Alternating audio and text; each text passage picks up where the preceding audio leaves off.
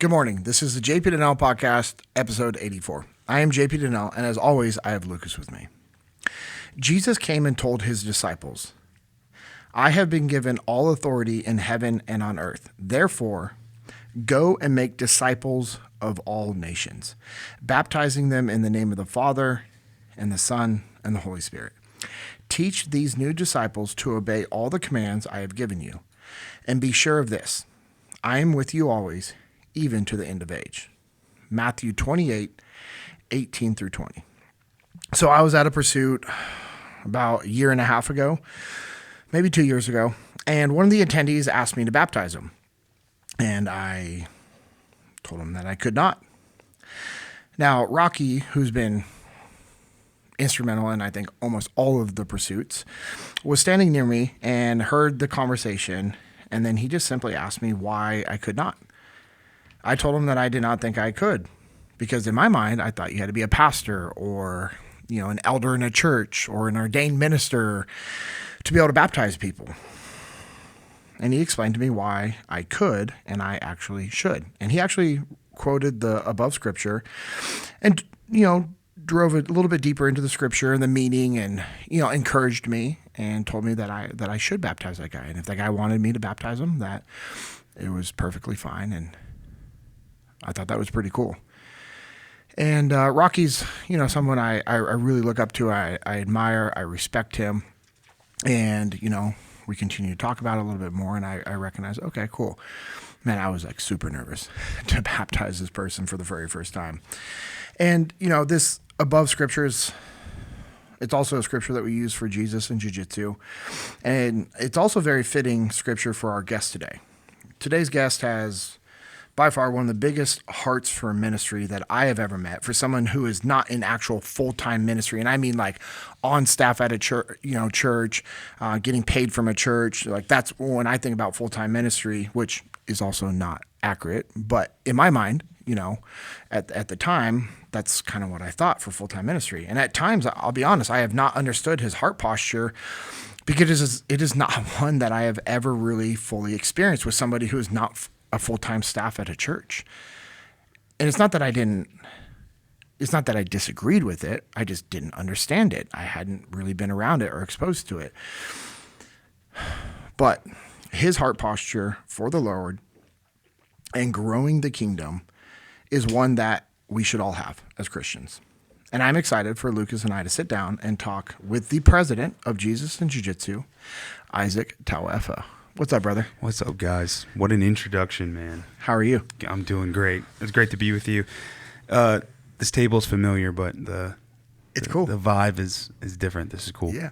So this is where we record the Jesus and Jiu-Jitsu podcast. And I know I've shared it on previous episodes. How Lucas and I came about to doing my podcast is because Draco for years have been telling me, hey, you need to do a podcast. And other people have been telling me, and I didn't want to, and I didn't know somebody that could do it, and I didn't want to do it on my own. I didn't want to take the time to learn how to do all the editing and uploading by myself, and just me talking with the camera by myself would have been super awkward until we started doing the Jesus and Jiu-Jitsu podcast. And the reason why we're here at Lucas's church is because the relationship that Isaac and Lucas have.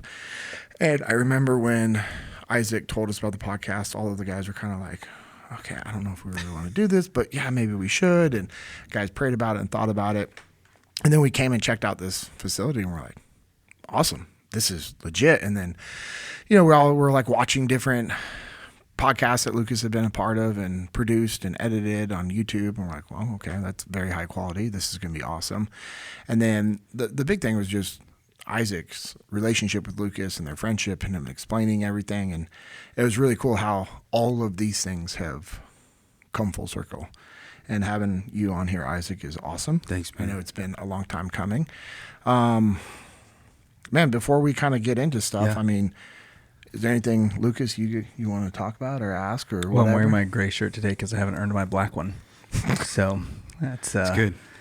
That's what I'm. Well, this is a T-shirt. So. What am I wearing then? It's all right. You're wearing a C-suite shirt. You guys get to wear those kinds of things for Hooli Golf. Yeah, for Hooli Golf. My buddy Bob Holland, which it looks awesome. This is it was called the Arnold Palmer because that's Arnold. posing with a golf club with a palm tree. Yeah. But allegedly, they quickly got a cease and desist letter. Right. And from actual Arnold Palmer. From the estate of Arnold Palmer. Yeah. So I think only does stuff with Arizona tea. They're the only ones who can use that. I think name. So. Yeah. But this is the Palma polo from Hooley Golf. Bob Holland and I were in the SEAL teams together. He was in Charlie Platoon in Tasking a Bravo and then Tasking a Bruiser. And he was actually just on Jocko's podcast again for the second time. Nice. Good guy in the teams, older guy. I always really looked up to him. And then, he got out and got his MBA and started this clothing company because he likes golf. And they're sick. Pretty awesome. But yeah, that's awesome. What you got, Isaac? How's your day? Man, it was great. So spent some time with the family, went to church, go to the village church. Yep. With Matt Chandler. Yeah, it was man, and the sermon was incredible. So he's kicking off a 3-week series about biblical masculinity and just setting the record straight on a lot of stuff. Like, men have gone off the rails on a lot of stuff. The society's gone off the rails on a lot of stuff regarding masculinity, and it was cool because he was like, the way that it's headed definitely needs a major correction, but you don't want to overcorrect and then also be in error there. Yeah. So it was cool the whole sermon was just helping bring it back to what God says about men. Yep. And I loved it, man. I was really encouraged. And Zeke really wanted to sit with me today in church. And so I was like, well, it's about manhood. And I have this little man with me. Man. So he sat in with me and I asked him afterward just kind of what stuck, So he had, Matt shared an illustration about Aurora, Colorado, and the movie theater, and about one of the stories to come out of that where people were praising was during all of the chaos there were 3 young men there with their dates, and they shielded their date with their body, and it cost them their life. And the media had praised that, and so what he was pointing to this bigger point, but that's what stuck with Zeke, and it was cool because it was like, he had, the sermon was about manhood and about loving your wives as Christ loved the church, which means he died for her and sacrificed for her. So anyway, that's a roundabout way to answer how was your day. But that's awesome. Because of that and church service and sitting with my wife and my son, it was a special day. So that's awesome. So where did we'll quickly go kind of through your childhood and then just kind of go through life and get us up to current day. But where'd you grow up? Yeah, so I was born in Hawaii, moved to Texas when I was in the 2nd grade. Okay. Yeah. And my dad, the whole reason we moved here was my dad had joined a ministry group that was based in Texas. So, let's talk about that ministry. Yeah, so my dad kind of got recruited by the Power Team back in the day. It was a feet ministry is what it's called. And how I always describe it to people is like, essentially it's like a WWE intensity of excitement and just bizarreness, but for the purpose of sharing the gospel of Jesus Christ. So it's this crazy thing that people go see and they're attracted to, and people that wouldn't really go to church, but they'll come for that. For sure. And while they're there, they hear the gospel, which is super cool. What were some of the things that your dad and the rest of the team would do? Yeah, so they would break baseball bats and bend steel bars and break police-issued handcuffs and snap Louisville Slugger baseball bats. Just insane stuff. Might run through walls of ice and break bricks with their head and all kinds of insane stuff. Stuff you would be like, okay, I gotta see this guy do this. You see a Power Team poster in the donut shop window of your town, and you're like, these guys are like, 6'5", 300 pounds and running head first through insane, that's crazy. Through bricks. I want to go see that. Yes. Who would not want to watch that? Yeah. It was a lot like if the Ringling Brothers got a hold of a strongman competition and they were like, you know what we could do? Yes. With fire and ice, yeah, we could make this a lot better. That's exactly right. And that's kind of what happened. Yeah. So the police issued handcuffs. They would handcuff them and then pull them apart and break them. Pull them apart and break them, or put them behind their back and break them behind their back. That's insane. Strength. Yeah. Yeah, it is. Yeah, because they're not snapping the chain. The pin where it pivots is the weak point of the handcuffs. But just the sheer strength of being able to pull your hands apart or pivot your hands apart was just insane. So we had a guy that could rip a deck of cards and another one that could tear a quarter in half. Yeah, Like, that's crazy. Yeah, Did they it's do pretty any crazy. like the tearing of the phone books and Yes. stuff Oh, like yeah. that? And Yep. blowing up the hot water bottle. Yeah. Not bottle, but the Yeah, that's it. Yeah. Yeah, the hot water Oh, bottle. yeah. Yeah, it's That's like a what it bag, is. but it's called a hot water bottle. Yeah. yeah, There's just some blowing- great stories Oh. about that. So I got to do well. I'll share some of that later, but it's no fun. Those hot water bottles are serious. It is a big feat of strength. It's kind of a dangerous thing, you know. I mean, the air goes back in your It was lungs. outlawed in strongman competitions because so many guys were getting injured. Yeah. It can like tear some lining in your lungs if the air comes back in, or if it pops and lacerates you, you know, or you lose an eye or something. Yeah, like guys that. have lost their hearing for months from getting slapped Yeah. inside the face from those water bottles. Bro, that's crazy. It's insane. But so I grew up with my dad doing that. That was my life, you know, as a little kid watching my dad do ministry in that way. So what was kind of normal for me as a kid was like really a strange, bizarre thing for the world. That's so cool. But really awesome. What were some of your dad's stats? Like So my bench, dad, squat, those things. Yeah, I mean, I watched him when I was probably like 8 years old go to strength, like a powerlifting competition, and I don't know all of his numbers, but I know he bench press. So my dad was like 6'3", 6'2", like 340 pounds probably, and like could dunk a basketball and beat a blue chip running back, college running back in a 40-yard dash in combat boots behind the church one time. Yeah, Lucas knows about it. But yeah, insane, man. Like just a freak athlete. But he benched like 620, I think, and squatted Raw benched Raw, in just a sleeveless T-shirt with no like wrist straps or anything because he didn't like it. It made him uncomfortable. Yeah, dude. And I don't know, squatted, you know, high 700s or something like that, or yeah, something like that. 800 pounds, deadlifted around the same, something like that. Insane. So That's amazing. yeah, he was a freakazoid. But it was cool because somebody saw that potential in him. When they came to Hawaii to do one of their ministry events, and one thing that they always do in the beginning, they would always do to show people the Louisville Slugger's not a trick bat or somebody's got a weak spot on it. They called the biggest guy they can find in the audience to come up, try to break the bat, and they can never break the bat. Yeah. And so my dad was a new believer at this point at this little church in Hawaii, and they called him up, and he just like snapped Mistake. Yeah. And they're like, just to show you how hard this is. And my dad's like, and then they're like, all right, man, well, why don't you come talk to me after the show? That's like, just ruined my whole point. They're like, we're gonna find somebody else. Yeah. That's crazy. So he came up, and then they said, hey, you know, asking him about his faith, and then said, man, are you interested in ministry? Like, we'd love to know your story more and your testimony. And so, and then my dad has a crazy testimony.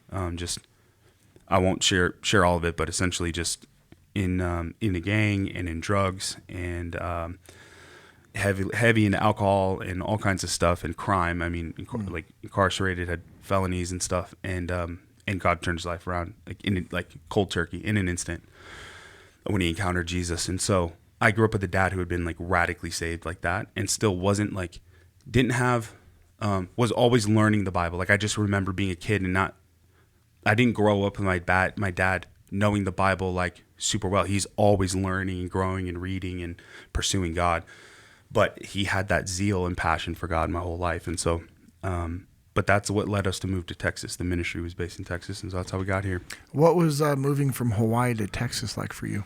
Man, it was and for your siblings, because I'm assuming. Yeah. I know you have a handful of siblings, and that must have been a unique transition for all of you. Yeah. So Josh and I were in Hawaii. My sister wasn't born until we moved to Texas, but yeah, I can remember just thinking this is so stupid. But I was 6 years old or something, so I legitimately thought everyone rode horses, like to school and to the store and everything. And I was very disappointed to see so many cars when I got here.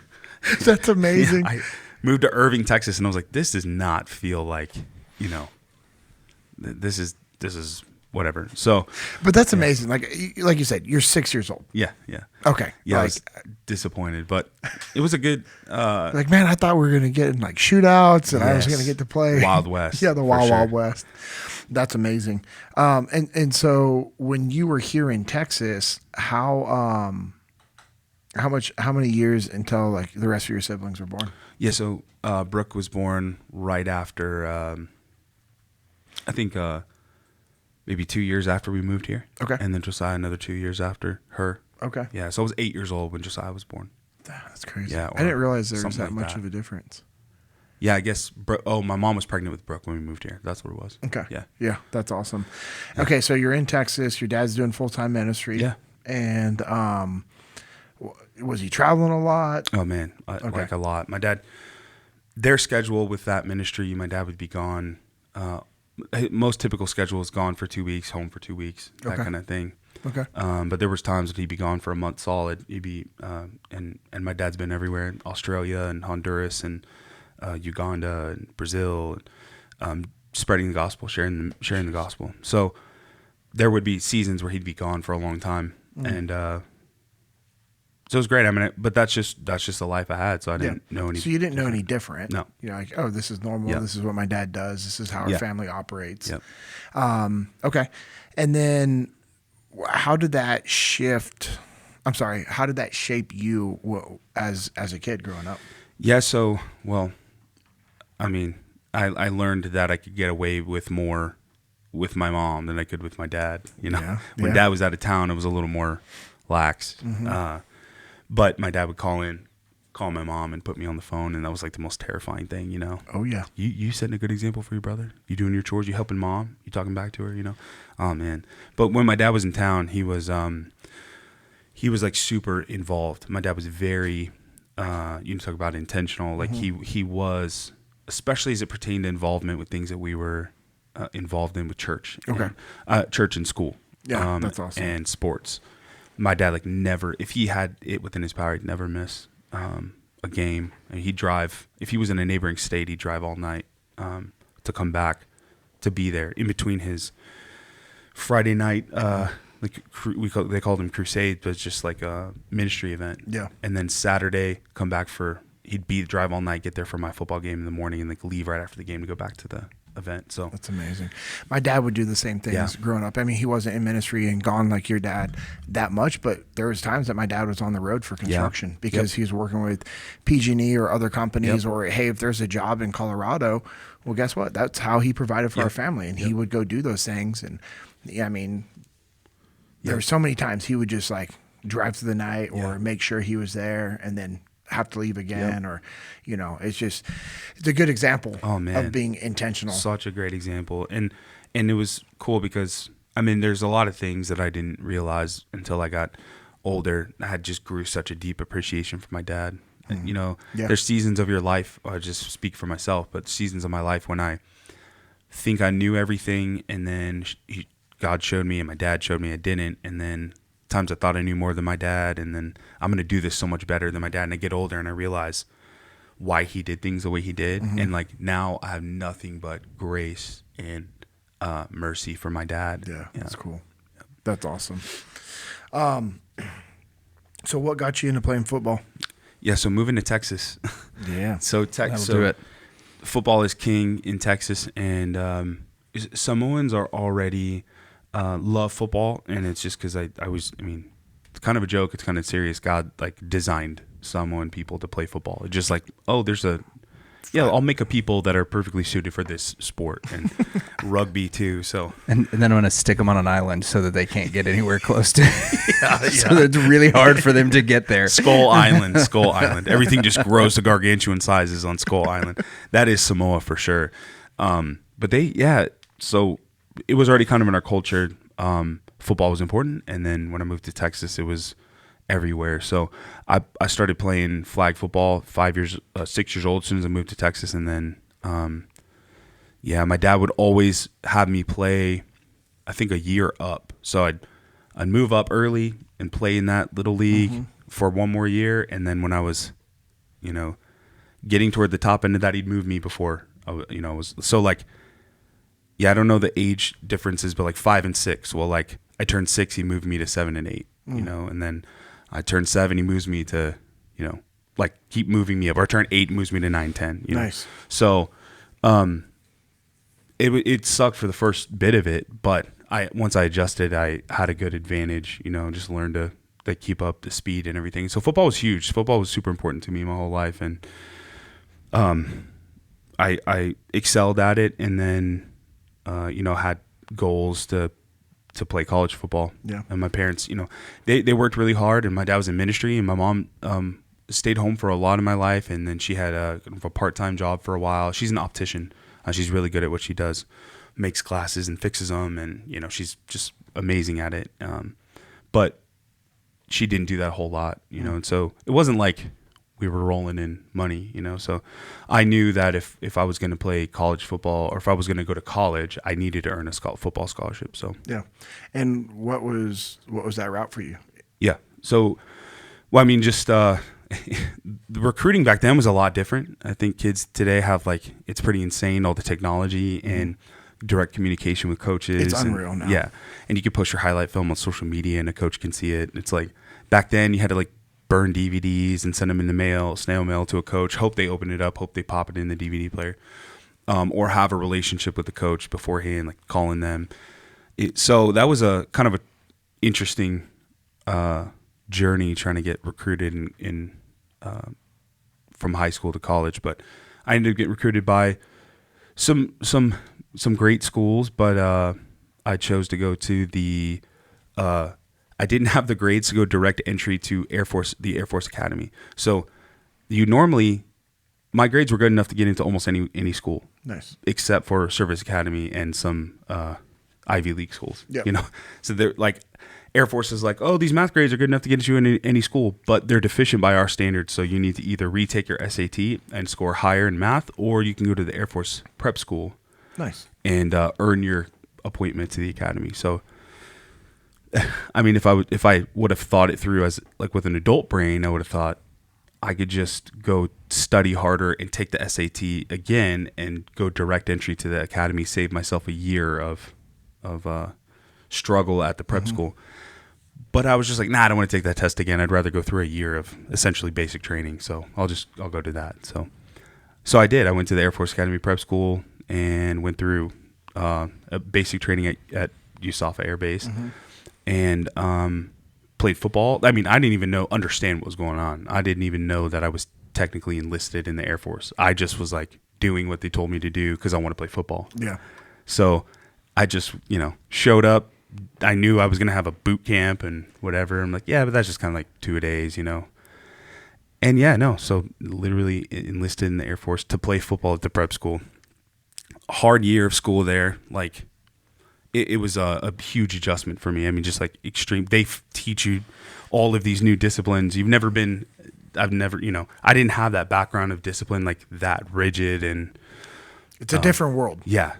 So I mean, just marching and cleaning your room inspections, and you had to keep your grades at a certain level, and you also had athletics, but and we had 4 hours of academic call to quarters is what it was called.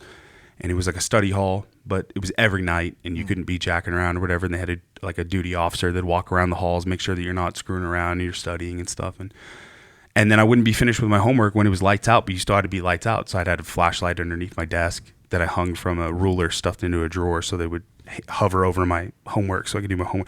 I'm staying up late to do my homework, which is most 18-year-olds at college are not doing that. Most are not. Yeah, but there was a lot of pressure to keep your grades at a certain place, and I was just fighting as hard as I could to keep my grades at barely above par, Okay. But it was an amazing year. I mean, it made me grow a lot, and then that next, so I graduated from the prep school, and I was going to go to the Air Force Academy, and I was just trying to figure out what I wanted to do, and I was man, 4 more years of this, and then 5 years of service to pay back the Air Force for the education.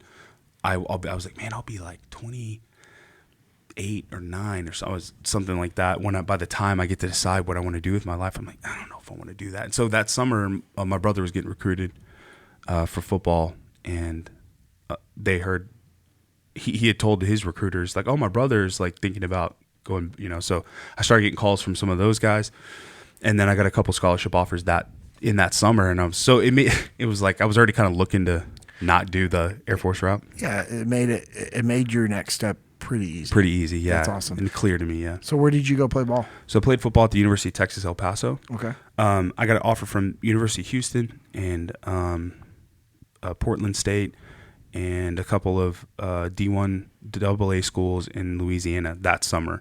Before that, I'd gotten offers from like BYU, but I'm like, we have a little theological differences there, and Texas State and some other schools. But I ended up going to. So UH is funny. University of Houston would have been perfect because it's not that far from home. It's Texas. Like, I know about their program, D1 school here. My family would be able to get the game. I can go home on the weekend sometimes. And they were like, my middle brother was a stud football player, and they were like looking at him. Mm-hmm. And so essentially they're like, hey, they told Josh, hey, we'll give your brother a scholarship if you make a verbal commitment to come here too. It's like a 2-for-1 deal. Mm. And so Josh, just because he's such a good brother and he loves me so much, is like, hey, bro, so they said that they'd give us both a scholarship if I made a verbal commitment to come here. And I was like, okay. No. He's like, what do you want to do? I'm like, what do you mean, what do I want to do? Like, there's no way I'm going to make you commit to come here when you could go to a much bigger school and play somewhere else, Mm. He's just awesome. And so I was like, no, I'm not. So I went to UTEP, and man, it was cool. I had an amazing time there. It grew on me. I didn't like El Paso when I first moved there, but it grew on me. And that's cool. Yeah, it was a good time. What did you like about El Paso eventually? Was it just kind of the small town vibe? Or? Yes, that's exactly what it is. The small town vibe. It's weird. If you've ever been to El Paso, it's not a small town. It's a huge city. Yeah. There's hundreds of thousands, if not over 1 million people that live there. But it feels like a small little town. Like, everybody kind of knows every little corner, and you can reference it. You just say, hey, we're at where's this restaurant? Or, hey, I know someone that lives on that street or whatever. It just feels small, The people are very kind. The food's awesome. It is a little isolated. It's way out there in the middle of nowhere. But man, it was cool, and people are passionate about their city. So it was cool to be there, and I met some really good people. And also, I think most fondly, my time there, the part of that time that was most meaningful to me, it was the time I kind of strayed away from God and then had come back to Him. That's awesome. Yeah, so I that's kind of part of my testimony that I share with people about falling away, like being raised with a dad who's a minister and just seeing him on fire for the Lord and knowing Scripture and knowing right from wrong, yet because of some life circumstances, losing sight of His goodness, and then me choosing a worldly path for a season of my life, and then Him ultimately bringing me back, so. Yeah. Do you want to share that testimony? Sure. Yeah. So, I mean, I'll share a short version. I just feel like I'm talking a lot, but I guess that's kind of the point of being here with you. That's the point of having you as a guest. Yeah, that's what an interview is. We want to learn from you, man. Well, so, I had been raised, a Christian, and I, at college, met a girl. She was a volleyball player. We were dating, and I was playing football. I ended up breaking my leg really bad during a football game against University of New Mexico, the Lobos up in Albuquerque, and it was a stretch play. So people that know football, it's like the line will just kind of all take off, and they all take this like flat path. They're running. They just like snap the ball and run to the side because they're trying to create lanes for the running back to run around and cut back and just find open areas. But it's really quick.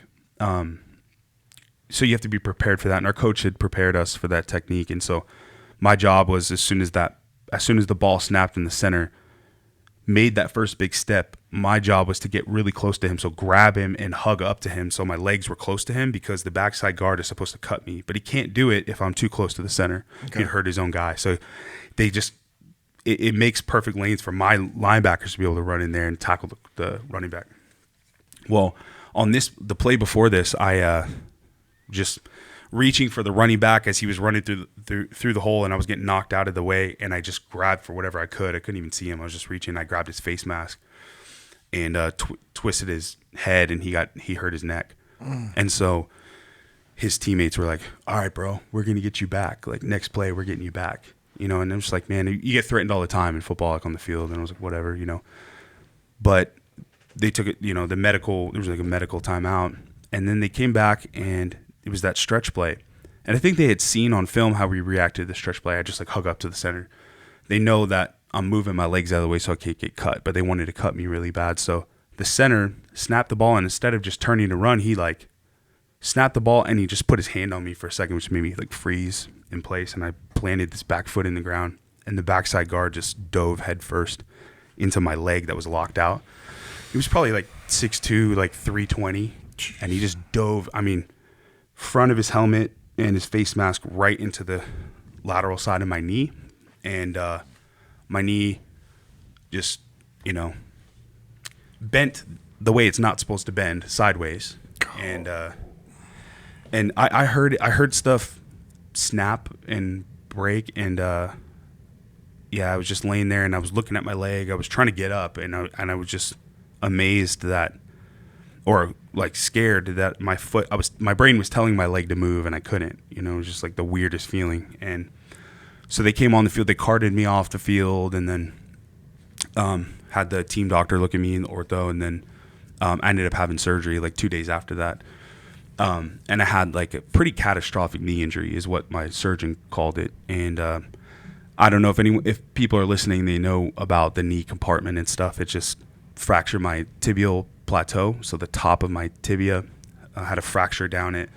Had a microfracture surgery on my femur because I had a big piece of cartilage he said like 2 or 3 overlapping quarters worth of femoral cartilage just got like cut straight off the bone.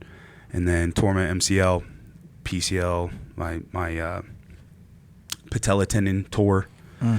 And so it was like really all in one instant, So anyway, my surgeon was just like, man, it was pretty bad. He's like, I've done a lot of surgeries. He said it looked like a little bomb went off inside the knee. I couldn't find a piece of your meniscus to salvage. Normally I can find some, and that helps with the padding between your bones, but I couldn't find a piece to save. So, Anyway, so all that to say, it was a long recovery, and a lot of who I was tied up in my identity in football. Like I wanted to continue to progress in football, and I was doing well.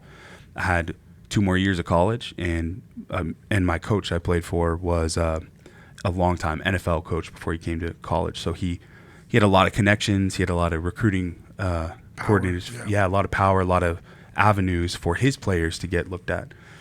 And I say that only because playing at UTEP, you have to be a really exemplary football player in order to stand out and catch the attention of some NFL scouts. And but I felt like if I would have continued on that path, I'd have an opportunity to at least land on a team, whether it's on the practice squad or just be in a rotation somewhere in the NFL. That was my dream and my hope, and I felt like it was close enough. Well, you were trending that way. Yeah, for sure. Yeah. And I have a brother that played in the NFL, and my middle brother would have played in the NFL if he had, had his life together when he was in college as well.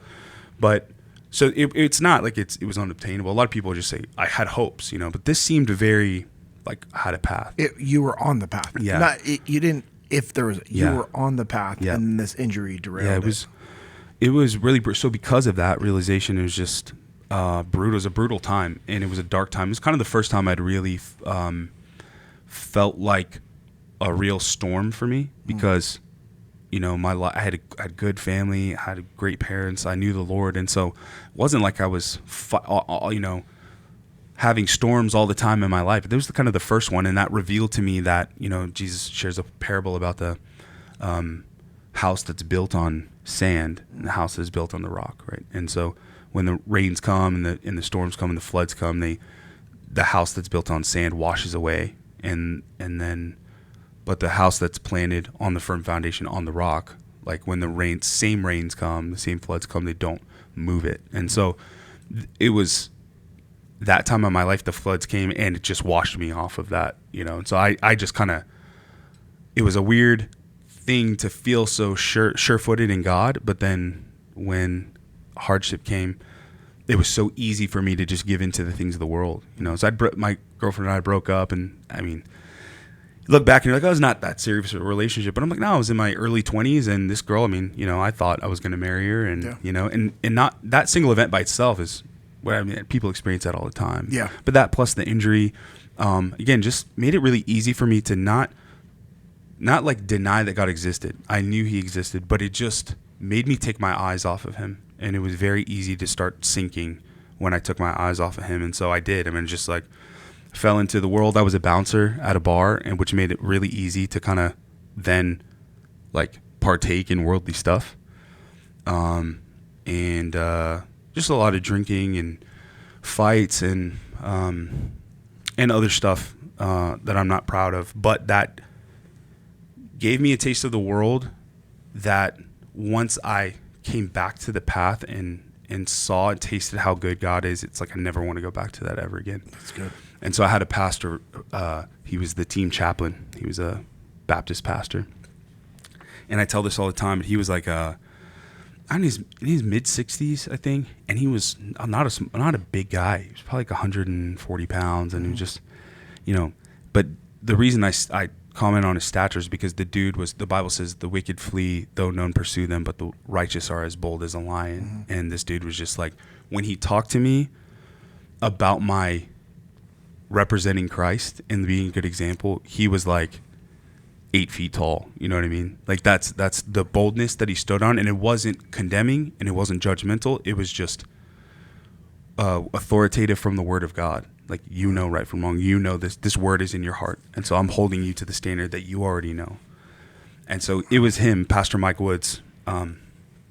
He's the one that brought me back to back toward the path.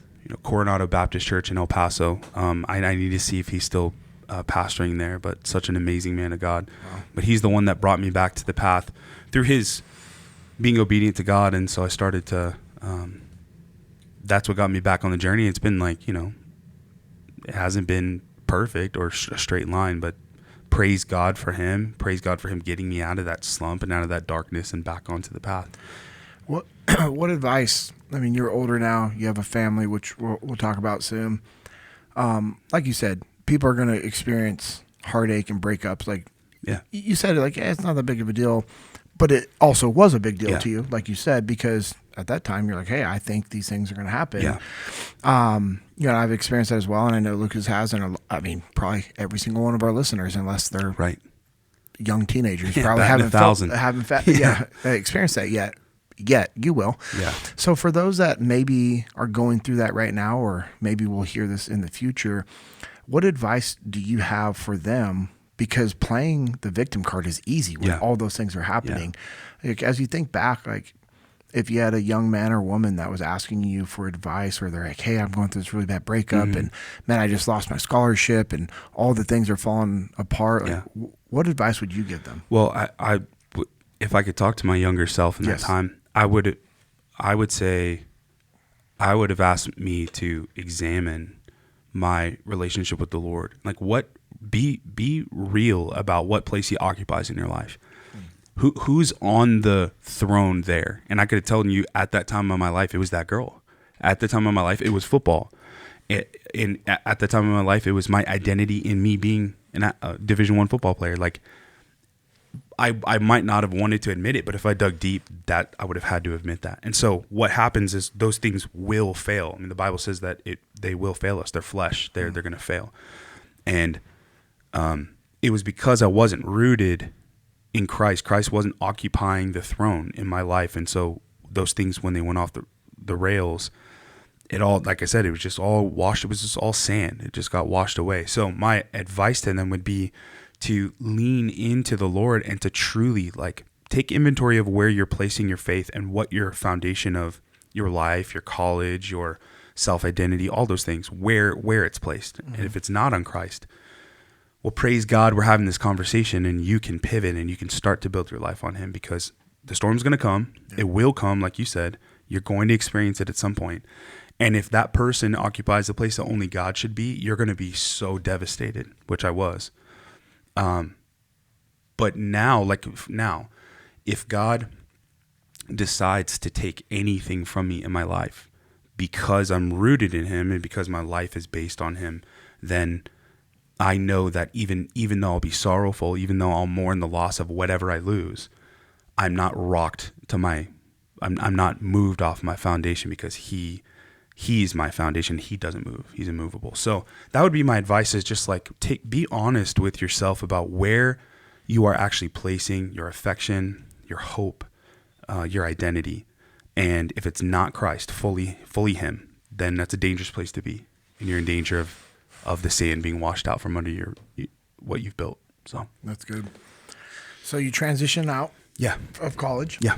And do you move back here right away? Yeah. Or? Okay. Yeah, so I finished my last semester of college online because I wanted to travel. I got recruited by a sports speaking bureau. Yeah. Well, it was a speaker, professional speaker that worked for a couple different speaking bureaus, and he was like, "Man, I'm looking for a guy to just kind of teach what I'm doing and come on the road with me." And he knew my dad from back then. He was on the power team with my dad. Oh, nice. And amazing speaker, like keynote speaker at lots of events. He was an ex-NFL football player. He played for USC back in the day, and he played for the Giants for a little bit. But just an amazing speaker. And so he used that as used a lot of analogies from football to share encouragement with people. And so we spoke at a lot of schools. That was mostly the place that we spoke. Mm-hmm. And man, just a great message and encouragement to people about dreaming, and about he shared a story about him being raised in South Central and not having opportunities and going to 17 schools before he was in like 10th grade because his mom would get evicted from places. She was on drugs and stuff. And so amazing story of like overcoming. And so I got to learn from him. He was just been speaking longer than I'd been alive. And so I got to travel with him every week and listen to how he put stuff together. And he was teaching me. He was a great mentor.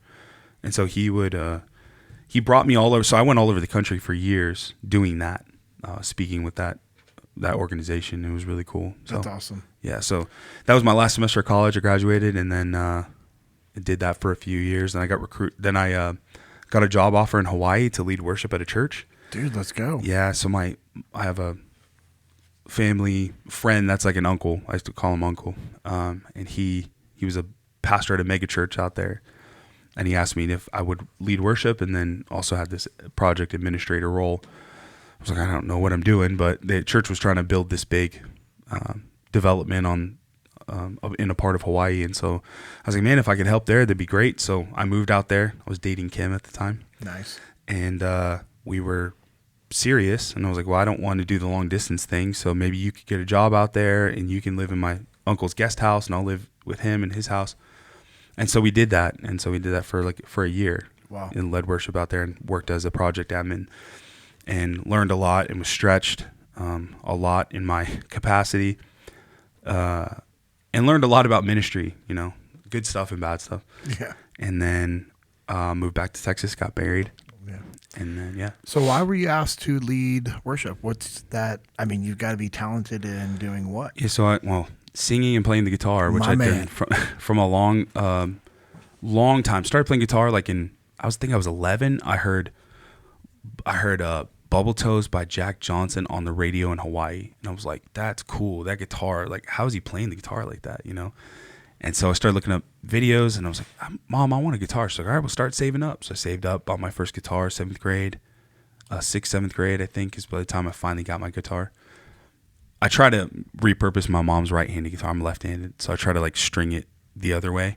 And the strings were rattling so bad. I couldn't play it. But I was still trying to learn chord shapes like from books and stuff. And so I started playing the guitar 6th grade, 7th grade, a little more proficient, started playing in like a worship band and writing songs and playing at weddings here and there and stuff. And so a lot of my life I played music. So all through college I wrote songs and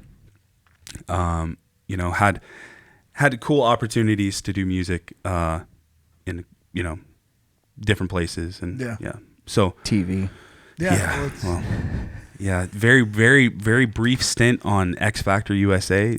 Nice. So that was just a random weird thing in college. They said, hey, my college roommate was like, bro, he's like, you're always singing and I think you're great. Like you should audition. I was like, I don't know. That's not for me. That's so much pressure to sing on TV and stuff. So I did send a video in or something. They had a video submission and one thing led to another and I had a lot of interviews and stuff. And then they made me audition live in front of like 5,000 or 6,000 people. And that, I almost died in front of those people, but I made it through, and then they sent me to Hollywood or whatever. And so we went there, and I made it to the top 40 acts. Yeah. So the top 10 in my they had 4 categories that you could participate in. And I was in the males under 25 at the time. I was 23. And so made it to the top 10 in my group, and just learned a lot about how TV works too, and they tell you to do this, and they ask you these questions. They'll interview you forever to get one soundbite, and they I think they abuse their power a little bit. They kind of tell you what you can and can't. They pretend. They kind of, I don't know what it's called. They kind of lead you to believe that you can only kind of choose this one thing. Like, you have to wear this shirt. Hey, you can wear this, but you really should wear this. You could sing this song, but you really should sing this song. I didn't know anything. I was just naive, and I was just happy to be there. And it's an opportunity. And you're like, cool, I'm going to do. Yeah. I think manipulate. Yeah, manipulate. That's exactly right. A lot of manipulation. Yeah. But a really cool experience. Made friends ended up like first day in the shuttle from the airport, from LAX airport. The people that were in my shuttle ended up winning the show like months down the road. And so we had stayed in touch, and we're good friends. And it was cool. So that experience just opened the door a little bit to then when I got out of college and I was speaking, I also did music, would play at venues all over, wherever, play at festivals and coffee shops and weddings and all kinds of stuff. So that's amazing. Really cool experience. And your brother, does he have the same skills? Yeah. So Josh, my middle brother, just phenomenal, and got picked up by The Voice, and they do more work to develop you. And that's what I got to see from behind the scenes. Cause I was telling him from my experience, like, bro, don't let them do this. Don't agree to this. Don't sign this without having someone look, so all these things, but they treated him really good. And, they actually spend time with you, working with you, and like, developing you as a singer and stuff before you actually go do the singing. And so he did it. He was just like me, super nervous, super green to that whole experience. Never had anything like that before. And so once he did good, but he didn't get a chair turn, is what they call it. So on The Voice. And so he ended up, they were like, we really want you back. So we're not going to air your episode. We want you to come back, do the next season. Josh was like, cool. Yeah. And then when they called him to come back, he was like, yeah, no, I don't want to do that all over again. So I'm not doing that. So he ended up not going back, but it was cool. I mean, a cool experience. It's not, you really have to really want it. I think you have to really want to be like famous in music. Yeah. And if you're just like good at singing and you wound it, like I felt like I was a decent singer and I just ended up in that arena, or just ended up in that pool. It was cool, but you're not the person that's going to make it. You have to be like clawing your way to the top to want to be in show business, Okay. And I was like, nah, brand new. I was a singer-songwriter that liked to play like local stuff and at weddings and stuff. And then my friends were like, you should do this huge thing. And I was like, all right. And just kind of, overwhelmed by the whole thing. Yeah. Cool experience, taught me a lot. Were you with Kim at the time during all this? No, I was okay. 2 years before 2 or 3 years before we started dating. Okay. Yeah. Awesome. So you guys dating, went out to Hawaii, you're out there, and then at what point do you decide to come back to Texas, and or like when is the relationship getting serious and you're like, hey, I am not losing this woman? Yeah. Well, okay. So there's a couple defining moments. It just showed me who she was. So first was we were dating.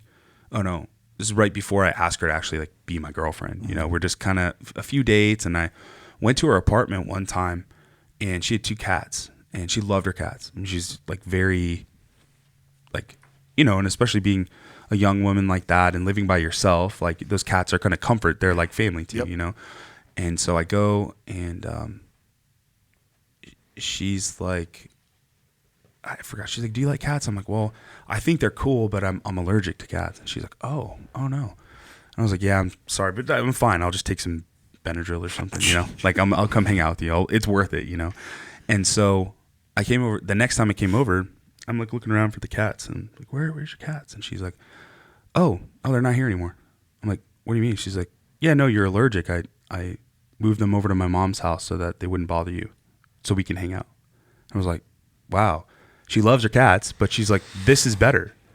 And so she still loves her cats, and she still see them. But she was like, no, I'm serious about. She's like, I'm not messing around. So I was like, wow, I like I like her. What an incredible woman. She was amazing. And so after, so that was one moment. The other moment was we had been dating for a while and got the job offer in Hawaii and was like, it's a great opportunity, but I don't think we could. She had a good job. I was like, she was an accountant at the time. Like, I don't want you to have to move, and maybe I can move out there for a while and we just see how this goes. And then I'll know if I need to move back or you should move out here. And she was like, no, if you're moving out there, I'll find a way to get out there. And so she sold all of her stuff.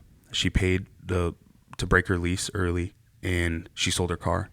And all within about 2 weeks. She was like, I'm serious about it. Like, your wife is default aggressive when it comes to these things. Yeah. And she's so intelligent. Yeah. That's, well, that tenacity and just like ability to get stuff done, I've learned a lot from her, because I wasn't always default aggressive. I was kind of, I'll think about it. I'll figure out how I want to do this and just kind of lay back,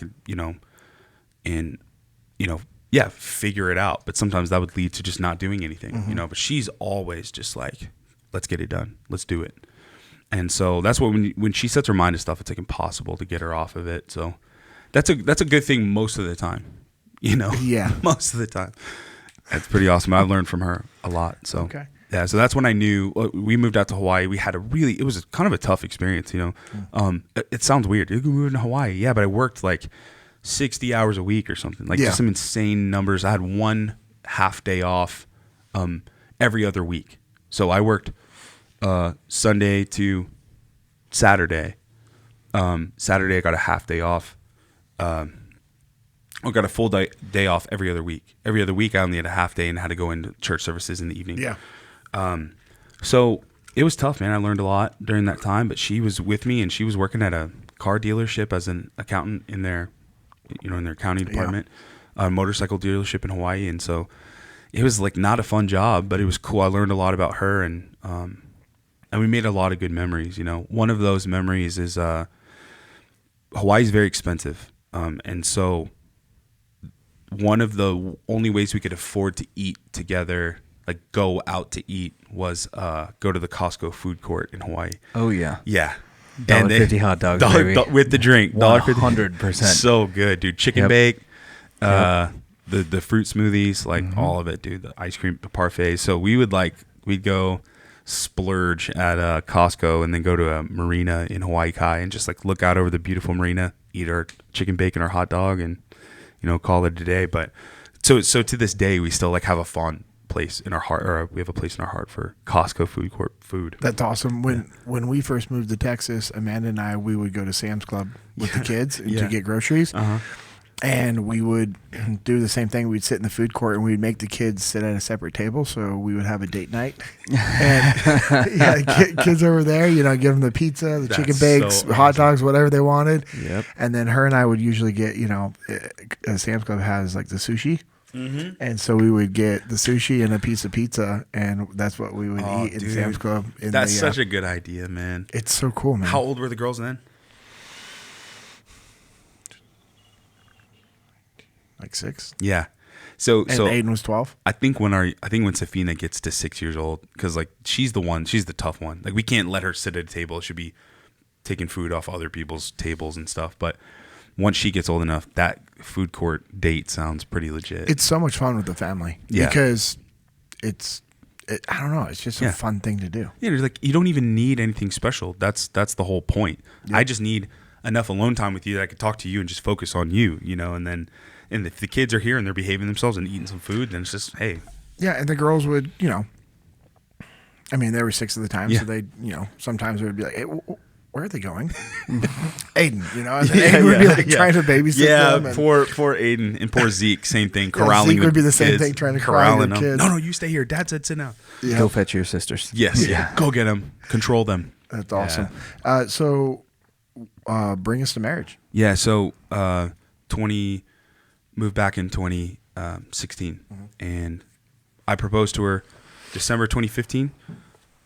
It was on her birthday. Some people say don't do that because you should celebrate them separately, but it was just, I wanted to give her an awesome gift on her birthday, and just a commitment to her that we're going to be together. And so the short version of how I did it was I worked at a school district for a little while. When I was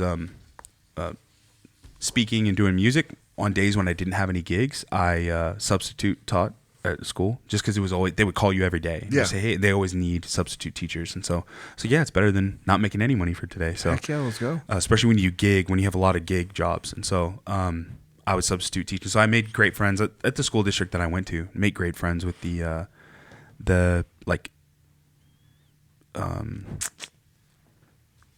she was like, worked at the administrative building. She was in charge of stuff there, but it's actually not far from here, right over by the water tower. You know, that little school there, that's the admin building now. But I asked them, hey, that is the school. When I moved to Texas on my first day of school, I met Kim on that playground because she was in at my school, 2nd grade. We grew up together. I didn't say that earlier, but I met her on that playground, so I thought that's going to be like the best place to propose to her, is just where I first met her, you know, all the way back in 2nd grade. So on the playground, I just like set some cool stuff up. We had some fire pits and put some lights in that oak tree where we used to play under as kids.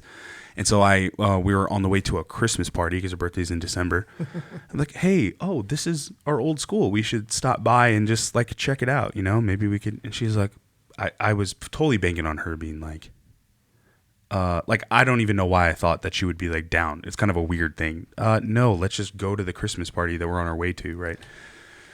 There was no Christmas party. That was the whole plan. So we stopped there and like walk around the building and like we're just kind of looking. You remember this? You remember Miss So-and-so? And this was her class. And you remember we used to have monkey bars here? And like, yeah. And then we go around and then she's like, it looks like somebody's having a party over there. And there's a bunch of people and fire pits and lights and everything. And it's our family and our friends and stuff that I invited to propose to her.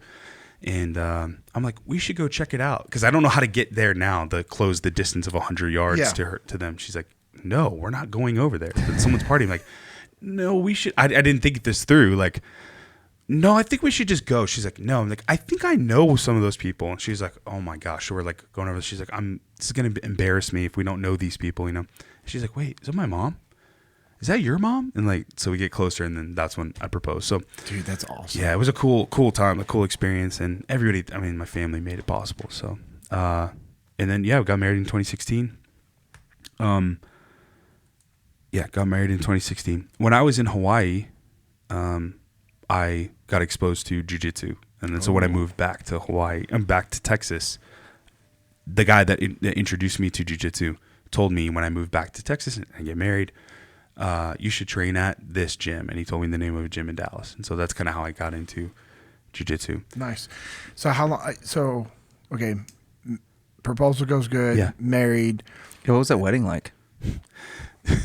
So Lucas has been saying this for years, that he never got an invite to the wedding. It didn't. I just wanted it. Was it great? It was one of those things. It sounds like it was awesome. It was one of those things. Just was like, you're inviting a lot of people and you're thinking, who am I forgetting? I know I'm forgetting somebody, or 20 people in my case, right? Yeah, Lucas will never let me forget. I didn't even bring any of that up. I just asked how the wedding was. That's the next logical question. In that you proposed, how was the wedding? My joke with Lucas is that I didn't get to go to his wedding either. I got married during COVID in a parking lot, so I watched it on Zoom. I watched it on Zoom. I think we Facebook live streamed. Yeah. There was like 1,500 people streaming our wedding. Yes, yeah. It was crazy. So we were technically there. It was awesome.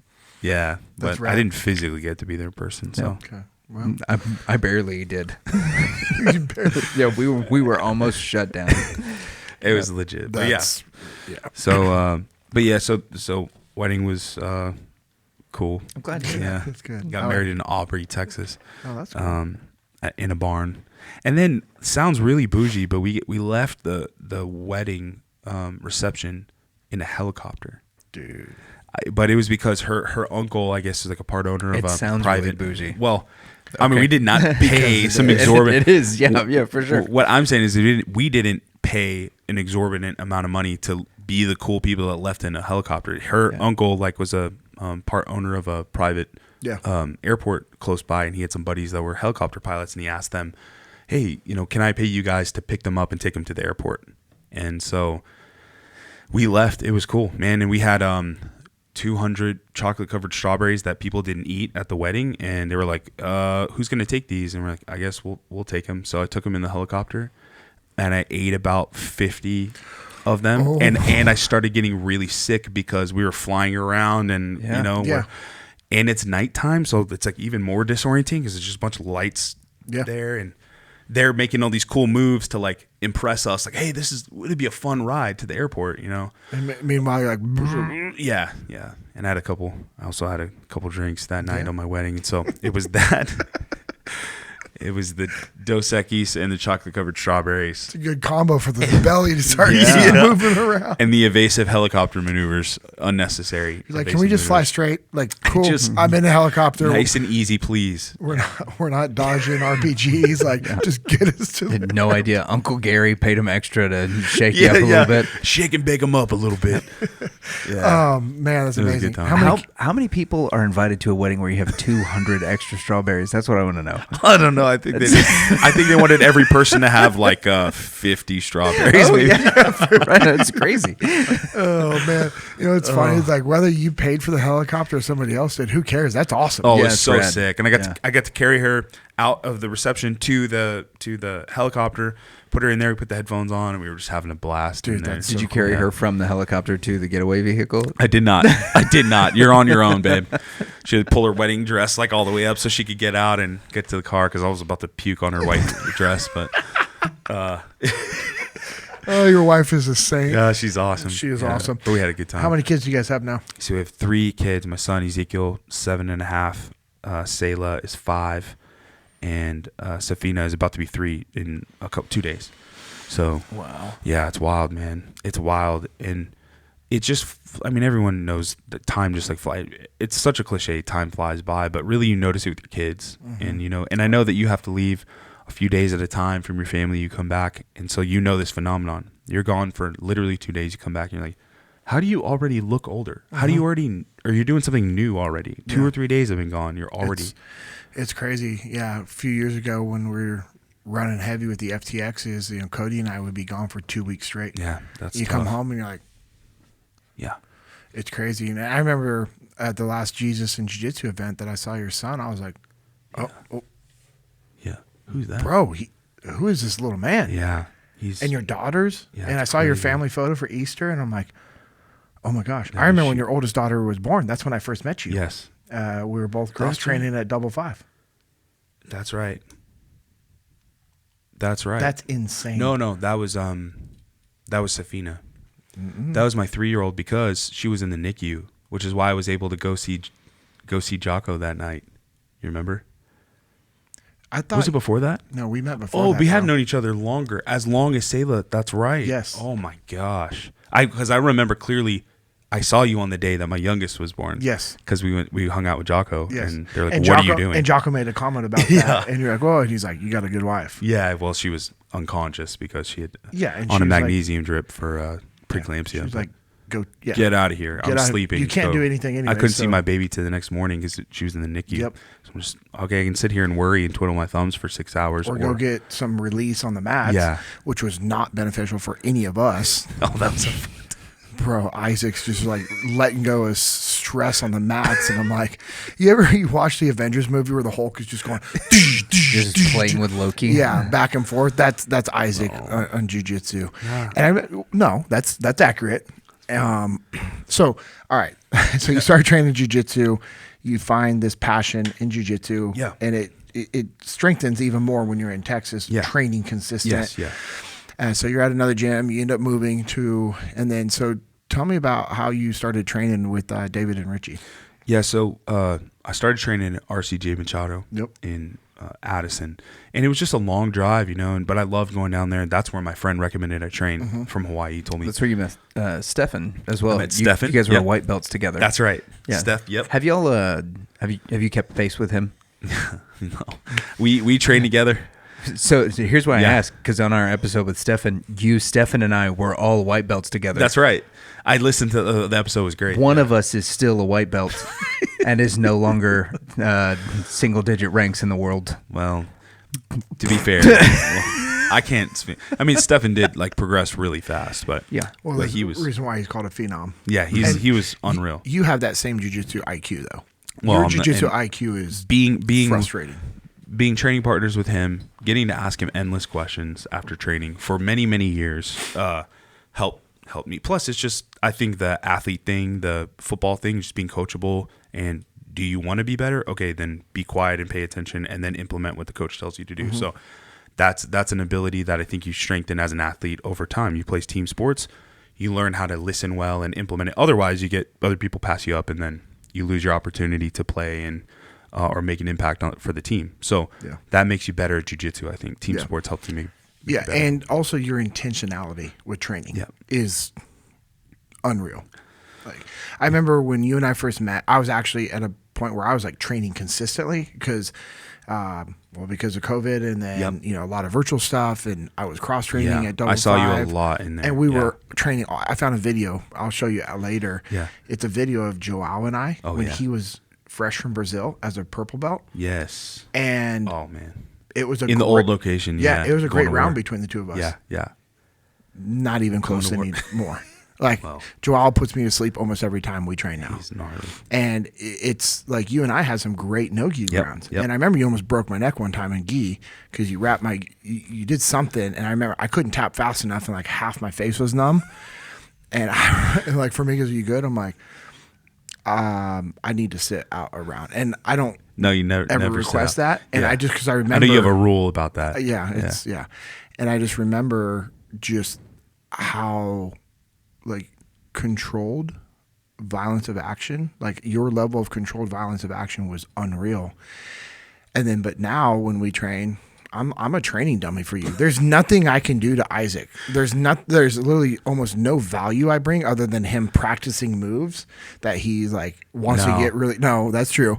The only thing I do is I will talk trash to you the whole time. He will talk trash, and also your defense is great because you don't let people do.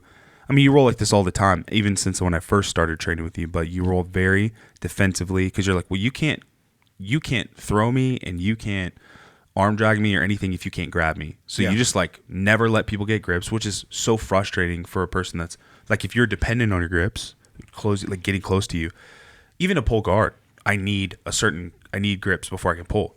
So it's good. I mean, you mitigate a lot of trouble. I know you laugh all the time. I was talking to Dave Smeichel about it the other day. Because we were talking about, who's going to teach you the next Jesus in Jiu-Jitsu, and then Dave said, is JP going to teach panic and stall? Panic and stall, baby. It's my new Jiu-Jitsu that's going to be rolling out soon. It'll be on BJJ Fanatics. Heck yeah. I talked to Michael Zenga about it. We're going to do panic and then stall. That's the only thing I got. Dude, that is so funny. Just I panic for my life, and then I stall. Oh, it's effective, man. It's effective. But you have just your intentionality with jiu-jitsu is just brought your. I mean, it's unreal. Thank goodness you finally got your brown belt. It was like, come on, bro. Like, this is stupid. Teaching jiu-jitsu has helped a lot, just in like, because people have questions. You need to be able to explain it. This is why do you do this? Like, if you don't know why, I mean, you can always take the humble route and say, man, I don't know. I'm going to learn that. But it's better if you're like, I know exactly why I do this, and this is why, because it's more value for the student. And so teaching has made me better at doing jiu-jitsu. Well, it's very evident. Thank you. Very evident. Thank you for saying that. And I derailed us because you started at the other academy, and then where you met Stefan. Actually, you know what? The extreme disownership. Lucas derailed us because that's when he talked about Stefan. Right. Extreme disownership. And all of you guys. Extreme blamership. Extreme blamership. Get the blame flow out right, here. Yeah. That's true. Yeah. But okay, so that's where you met Stefan. Yeah, and I met then Stefan what brought and David and Richie. Yep. So they trained there, and they were just such cool, kind men, and I loved training with them. They were like hard, like great training partners, like hardcore. And so I left after Zeke was born. He was in the NICU as well. Kim had preeclampsia with him, and so 6 weeks early, he was in the NICU for a month. And man, it was like all of a sudden I'm like, I wasn't making a ton of money before, but now I got to buy preemie diapers, preemie clothes, special formula because he was allergic to certain kinds of formula. And Kim had gotten sick early on, and then she wasn't able to breastfeed. And so it was like the perfect storm to where it's like jiu-jitsu is definitely not a priority right now. So I had to stop paying for it. And so I left. And then David messaged me like, I don't know, 6 months later, man, I haven't seen you in forever. How are you? Where have you been? I'd love to see you and train with you. And because of that message, because of him reaching out to me, he was like, oh, we're right down the street. You come train with us, So I started training over there at Rodriguez with him, just week after week. And she's like, just keep coming. And man, David and I would have some wars. He's so amazing. He's still echelons above me, but he would whoop me. And I was like, I can learn from these guys, from David and Richie. Yeah. And so they became my coaches. And so I started training there. I've been training there for a few years. And then Formiga opened up his gym I think a little after I started training there. Mm-hmm. And we were all tied in, David and Richie started training under Soul Fighters after the Machados. And that was under Marcus Antelante, who was under Formiga. And we were all kind of together in the very beginning, I think, at Soul Fighters. And then Formiga went 555. Marcus went Aries. And so, still in our lineage, though, Formiga's there. It's so cool. So it was really cool to get to train with those guys and still be such good friends with them. And now Formiga and all of us, we have such a great relationship. There's so much cross-training that happens, and there's just respect in that community. So so when I met the very first few times, sorry, words are hard sometimes, that I met David and Richie, I was impressed by, one, their jiu-jitsu, but more importantly, their who they are as men, how they conduct themselves, how they treated me, how they treated my family, and were very polite, and the other people, and they're cross-training at 555, and there's no egos involved, and they're just polite, and they're hard workers, and their jiu-jitsu is unreal. And I was like, man, these guys are good humans. And then as you and I got closer and we became closer friends, and then you were telling me the connection with them and how Dave was like one of your best friends. And so for me, I'm like, okay, cool, that you're rising in the elevation. But what I thought was really cool is when you were getting your brown belt, they made sure that Formiga could be a part of that, which is unreal. It was so amazing, man. So a year ago, April last year, I got my brown belt. Is that right? Oh, it was April. I think it was last year. It was last year. But man, so David was like, man, it was important for me to have Formiga there. I know how valuable, I know how instrumental he's been in you and your jiu-jitsu journey and you improving, and he's been so kind to like just create this environment where our school, like our students, are always welcome to go train at Formiga's and vice versa. And they do. And so because of that relationship, David's like, I know that he's your friend. I know that you love his he's just poured into your life. He's like, bro, it would be weird if he wasn't there. So they waited until Formiga was able to, or it's just like a perfect storm. He was able to go, and then but they waited for him to get there to help promote me. And they gave him time to talk before the promotion too, just to like, hey, we want to honor Formiga. Like, Formiga, come up. Would you like to say something? And it was just so amazing and like honoring. But it was a great model for kind of how what I've learned recently is that jiu-jitsu communities like all over the place very rarely are like that. There's so much ego. There's so much people are so worried about other people getting any credit or respect, honor, students, money, anything. And they don't share, they don't honor one another. But like, you look at this thriving jiu-jitsu community around us, and it's because of their demeanor and their attitude. And it's been a blessing to get to be a part of it. We're the recipients of that. It's incredible. Humility. So, yeah, I mean, I think I could ask you questions about David and Richie and jiu-jitsu and 555, your cross training for like multiple episodes. We could talk about it for hours. We could. I think the biggest thing that I like to share about your jiu-jitsu is your intentionality. Like when I talk to people, and because people ask me like, hey, what's it like with Isaac? I'm like, well, like, have you ever rolled with a gorilla? Because he's just playing with you.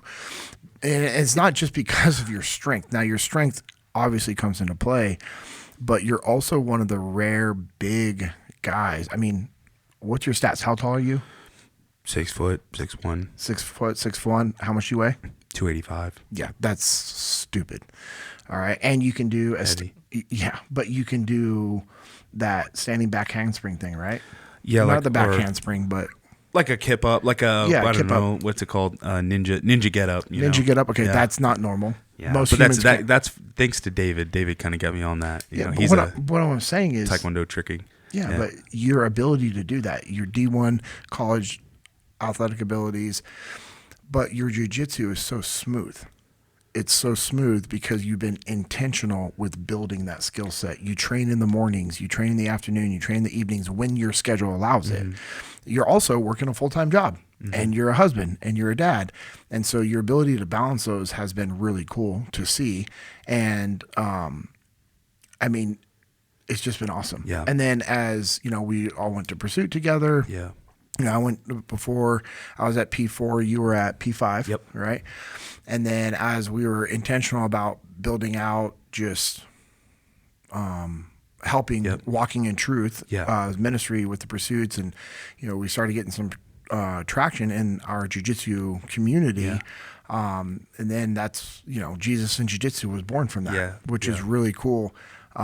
What's been like the biggest thing you've taken away from, you know, balancing your marriage, your family, business, and jiu-jitsu before Jesus and jiu-jitsu came into the mix? Man, well, I've done it poorly at times in my life, and after seeing the consequences of not being intentional with learning how, if you're not equipped, which I wasn't, I think, to be able to do, there's too many things I say yes to, or enough things I don't say no to, you know, like kind of this, like same side of or two sides of the same coin, but it's important. And so like learning to like what things should occupy your time, and how to still love on people without, because I could say yes to literally, I get dozens of opportunities every day to just say, yes, I'll help. I want to go help this person move. And I know you probably struggle with this too, because you want to do so much for people.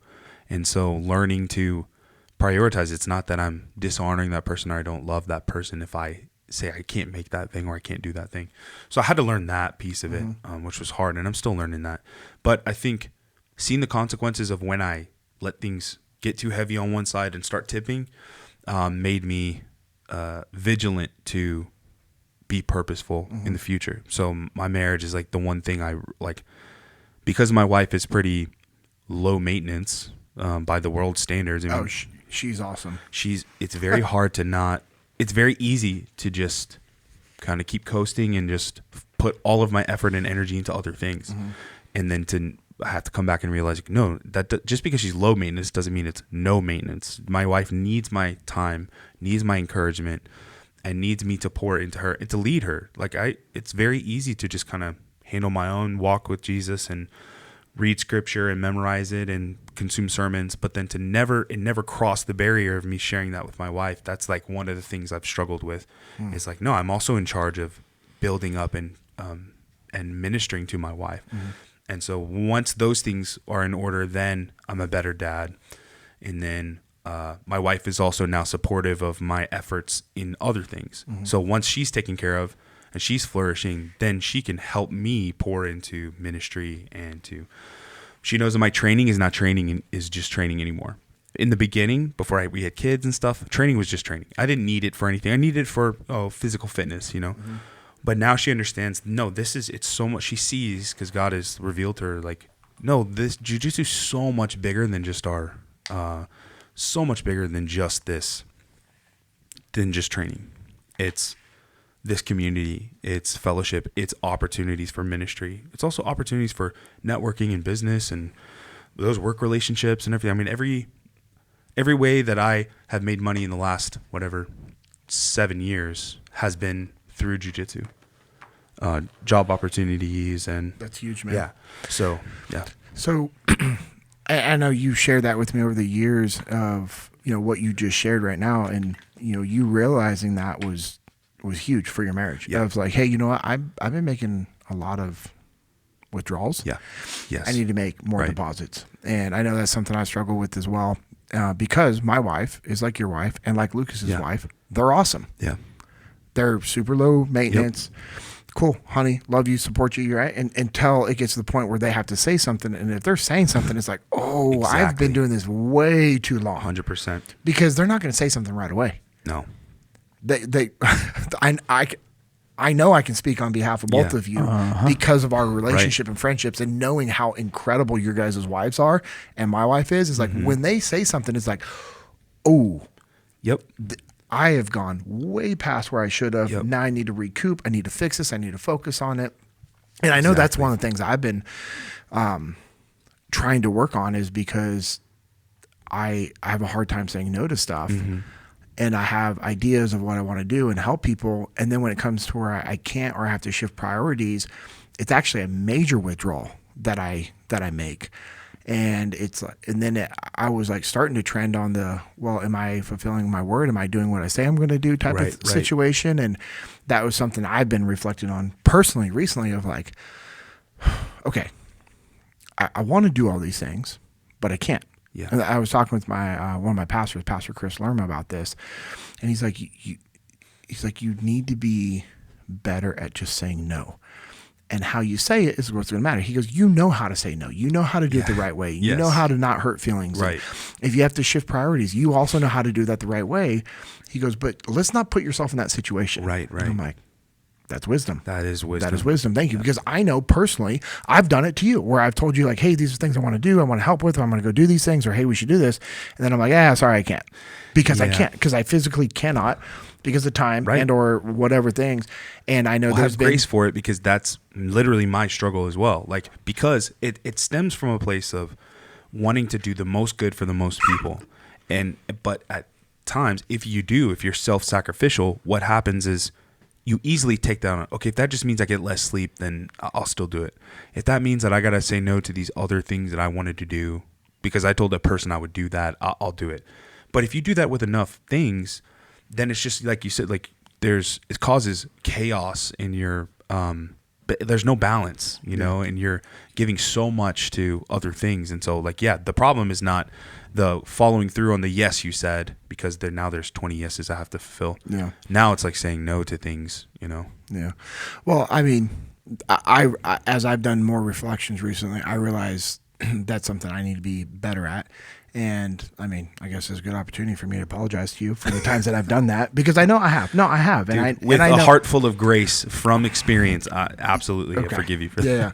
But it bothers me, you know, that I've done those things, and where it could, you know, impacted our relationship the wrong way, or, you know, ministry stuff. But I'm glad that you brought it up, because I think it's a good thing for all of our listeners to think about, because it sneaks up quick. Yep. It sneaks up real quick. Yeah. And so you've made this mindset shift of, you know, we're all doing Jesus and Jiu-Jitsu. It's you, Stephen, Josh, and I at the beginning. And, you know, you and Stephen were doing a lot with it and kind of running back and forth. And there wasn't a lot of organization. It was like, hey, these are things that we want to do. And then your vision for the ministry, or I mean, all the guys' vision for the ministry was like obviously bigger than what it is. Yeah. And, you know, there was a shift where you took over as the president, because Stephen had a lot of personal like shifts, like with this new job, and he has this great career in front of him right now. And, you know, your heart is, like I said at the beginning, those weren't false words. Like, your heart towards ministry is incredible. And so what has been your mindset shift of like, okay, cool. Hey, this is where we're at. This is where we all want Jesus and Jiu-Jitsu to go, because as it's grown, you know, Lucas is now involved in it very regularly, and you guys are working on a lot of stuff together, and Ryan Kramer helping out a lot, and Brent and Robin and David, have been incredible. And there's a lot of other names that I'm going to forget, that I'm not mentioning. For all of you that have helped the ministry, we love you guys. Yes, thank you. very grateful. You know, like, you know, guys like Charles, who's always like, hey, what can I do to help? What can I do to help? Like Ian driving 2 hours to come up in events. And Aaron Archer traveling for events, and all great, you know, and Formiga's involvement and just wanting to help grow the ministry has been crazy. And there's a lot going on. So what has been your intentionality and or mindset shift from, okay, hey, we're here now, the opportunity to be the president. This is what I want us. This is where I think we need to go. Like, what have you been doing? Yeah. So yeah, like I think you perfectly summarized the way that it had started up. And I mean, It was like a startup. yeah. And we knew that it has the potential to really impact a lot of people. But because we all had so much stuff going on with professional life and family, and like you said, job changes, opportunities, it was very tough starting businesses. I mean, it was very, it couldn't ever make the jump to it being like, somebody's like Somebody thinking about needed this to day steer and the night. ship. Yeah, somebody needs to think about this day and night. Mm-hmm. Somebody, and so, but at the same, like when I started to see that happening, I also was having very specific, like, the calling for me was more not intense than the other. It was just like more specific. Okay, yes, I feel called to this too, but I also feel specifically like I need to be pouring more into this. I need to be doing more. I need to be, and so I didn't really know, and also as a man that's learning a lot about life still, learning the right way to navigate all that and have conversations and express that either frustrations or things are difficult, so I'm trying to navigate them, like learning how to navigate all that stuff. Yeah.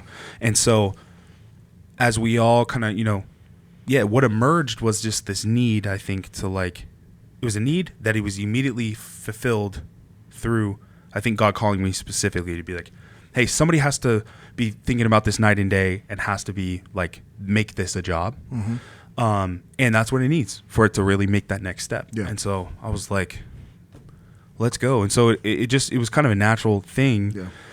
Yeah. And really, I mean, I think in the beginning too, like it was, all of us kind of started it in this, we kind of did we have to do the paperwork to file our LLC. I mean, our 501c3 paperwork and get our status as a nonprofit to do ministry. But really, we're just going to do ministry, like in the beginning, it was very easy to do that because we're like, no, we don't need to, all this stuff is a formality, but we're going to just move forward. We're just going to love the Lord. We're going to love people. We're going to do this, which was great. But then I think as it grew kind of quick, we were kind of like, oh, we actually need to there actually needs to be this and there needs to be, but we're all learning it together, Mm-hmm. And because it's a ministry, it's just different than a business in a lot of aspects. But then as we've learned more in my last few years, it's like, no, it actually, there's parts of it that are like a business that have to be run that way so that we can do all the ministry stuff. Yeah. So, so my mind shift is, my mindset has just been, dude, I'll say it this way. We went to Idaho recently, Nampa, Idaho. Mm-hmm. Did an event up there. Formiga came up, and we got to baptize 4 people that gave their life to Christ, people that made the public profession of faith. There was just a water trough they filled up in the back that they used as an ice bath, and we got to baptize people. And it was just all the factors together. 200 people in Nampa, Idaho showed up to the event. We got to baptize people. People gave their life to Christ. That is the entire reason why all of it exists, is so that we can do that work there. Share the gospel, make disciples, baptize them in the name of the Father, the Son, and the Holy Spirit. That's the Great Commission, and that's our mission. Mm-hmm. Well, in order to do that, there's a lot of little pieces that have to be put in place, like finances and funding, and if people are being compensated for their time so they can give their best work and their best energy to growing it, and resources and conversations with donors. And so as it's firmed up, God has placed just the right people with the right passion and ability, aptitude in the path for us to accumulate and help the ministry. Awesome. And it's been amazing what God has done. Mm-hmm. So all that I did was obedience and stepping into what he asked, but then his response to obedience has been pouring blessing on the ministry, and now everyone's flourishing. That's a part of it, around it, wanting to help with it.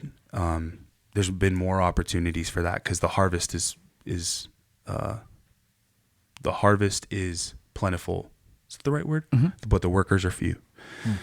Mm. And so as many people as want to help out and be involved in it, it's like, dude, there's ministry opportunities there, Yeah. I know you and Lucas have been working on, I'm drawing a blank. Discipleship. Yes, I was going to say curriculum, but discipleship.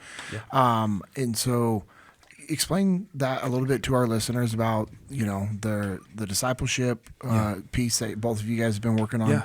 And then obviously we'll talk about some cool events that we have coming up. Yeah. And then, Yeah, so the discipleship curriculum, we realized early on that we really needed something standardized to give to people around the country. There's a lot of people around the country who have messaged us, hundreds.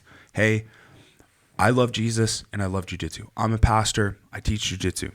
I want to host a Bible study regularly in my school. I don't want to reinvent the wheel. You guys have already created something great. Can we find a way to work together?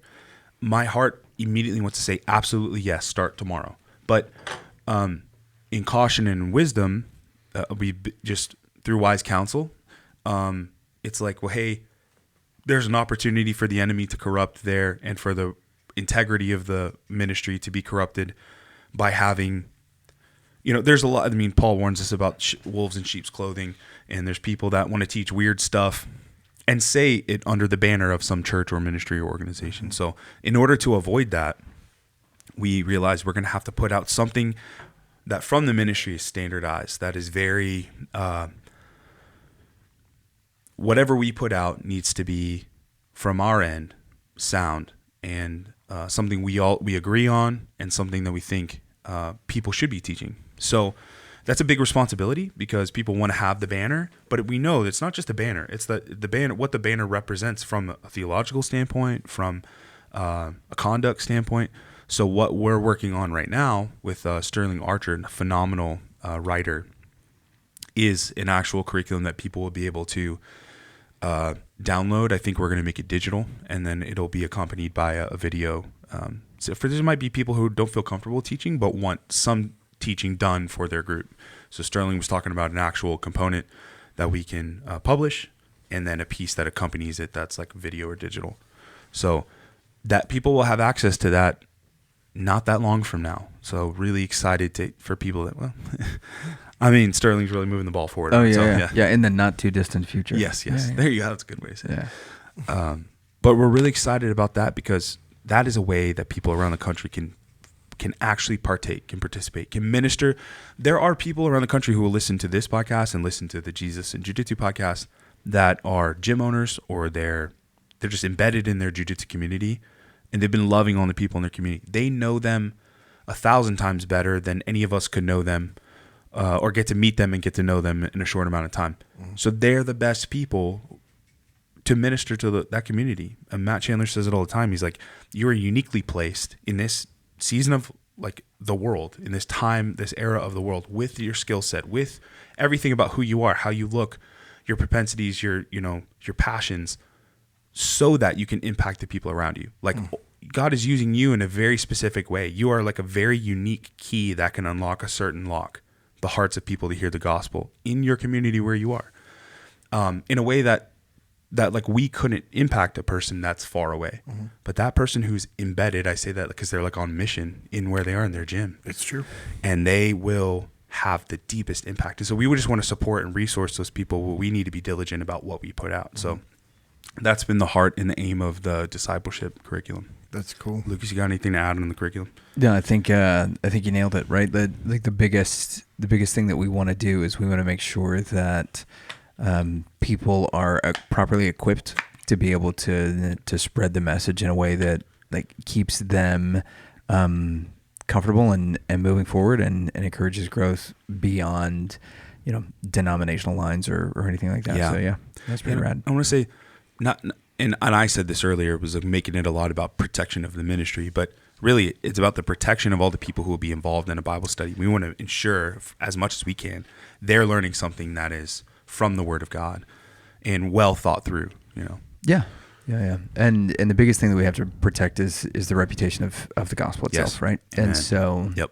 Making sure it's a good reflection of all that. And it has been a fun project. And it's been super cool to see the support that we've gotten from it. And people who are signed up for the newsletters are kind of getting some previews, and we're getting some good feedback about that. And we're using those, the weekly newsletter as a way to kind of tweak some of the things. Like, hey, these are things people like. These are things that they don't like, more of this, less of this, kind of that. So that we're better equipped and prepared when we, put together the final pieces. So that'll be good stuff, man. Yeah. That's awesome. So cool.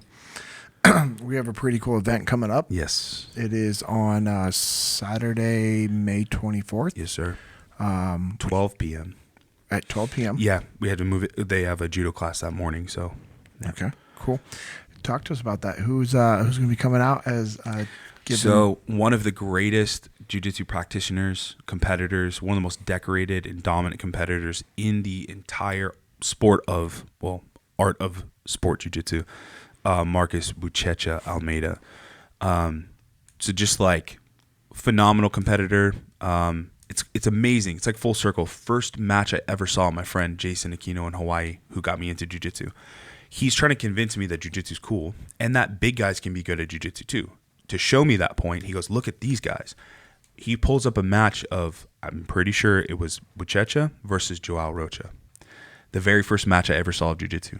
And I just couldn't comprehend what I was watching because I didn't know enough jiu-jitsu to know how sick some of the stuff they were doing was or how dominant a person was. But I thought it was really cool. And now full circle, a Buchecha match was my first thing I ever saw of jiu-jitsu. And and he was in a Guinness Book of World Records for like championships in Brazilian jiu-jitsu. And I saw a picture of him when I was younger in a Guinness Book of World Records. Just thinking, crazy. Yeah, that guy looks like a beast. And now I got connected with him through our friend Tyler Ross. He's the owner of Fighter's Passport. Yeah, talk about that a little bit. Yeah, also. so Fighter's Passport is just a phenomenal app. They've been working with us. They've been so accommodating, and they're actually he called and said, I want to be able to support Jesus in jiu-jitsu. They've sponsored some podcast episodes. Yeah, but above that, we want to be able to provide actual value of what you can offer to people that you know come to your events and to your organization. So what kind of things do you need? And I was like, well, I mean, having the ability for people to sign their waivers ahead of time for the gym and just give us a rough head count of who's going to show up for the event. We don't have a software that can do that. It's not easy. I mean, Lucas has helped us out a lot on the administrative side. When people show up, they can scan a QR code, but we also bottleneck at the table where the QR codes are. Yeah. So to solve that issue, I was talking to Tyler, and Tyler's like, okay, cool. I'll talk to my software developer. So he's talking to developers, and they're writing software and stuff just because it was a recommendation. Like, hey, it'd be cool if you could have some type of event thing. And so they worked on that, and they're doing that. But I've formed a great friendship with Tyler. He's an amazing man of God. He's involved in his church, loves the Lord. God delivered him through cancer. And so which I asked him to share for a few minutes at Jesus in Jiu-Jitsu, not just about Fighter's Passport, because they're actually like helping sponsor this event in a big way. Yeah. So Buchecha wanted us to be able to offer this for free to all the people that show up, because that's in line with what we do every time. Yeah. We always make it a free event. People can donate, and they should donate, but they're not obligated to. They can still come no matter what. But he's also very sought after. He has lots of events. He has lots of even charity events that he does. And so to fit us in his schedule, it would need to be some type of paid event, but at a really discounted rate, because he's just a kind man. But Fighter's Passport stepped in and said, we want you to continue to offer this for free. We also know that all of your professors before, who all of them deserve to be compensated for their knowledge and wisdom, but they've donated their services to us. Mm-hmm. So in order to keep us, keep that in line, he said Fighter's Passport's going to take care of the fee just to bring him out there. So just amazing, man. So, but this is the people that God brings. Like, there's no one can take credit for that. I can't say, I have a good friendship and relationship with him, but God moved on Tyler's heart to make that possible for the ministry. And it's just God opening door after door because of obedience. So now we do know that it is Memorial Day weekend. Mm-hmm. But this is Buchecha. Yeah. And what I heard was, which is, hey man, everyone parties on Sunday because they get Monday off. So that's what I heard. And some people go out of town.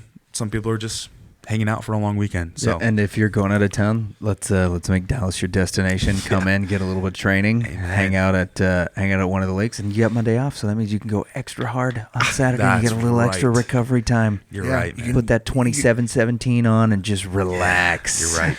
Drink as many discipline goes and mulks as you want. That's go right hard. about. That's what we're talking about. Going hard. Mm-hmm. So, I'm sorry. Go ahead. Oh, so Buchecha is teaching the jiu-jitsu seminar, and then Matt Chandler is sharing his testimony and presenting the gospel. Which I'm so excited for both of those, and we're doing it Eastside Dojo because It can accommodate a lot of people. Mm-hmm. I think it's got like 4,500 square feet of mat space. Yeah. Continuous mat space, and then bleacher seating. So there's plenty. We've had opposition before to events because people are like, well, I'd love to go, but there's nowhere to sit. I can't, Yep. standing outside. Well, you won't have that problem at this one. Nope. So Nope. yeah. What's going on in July? So in July we are doing the Jesus and Jiu-Jitsu Rollathon.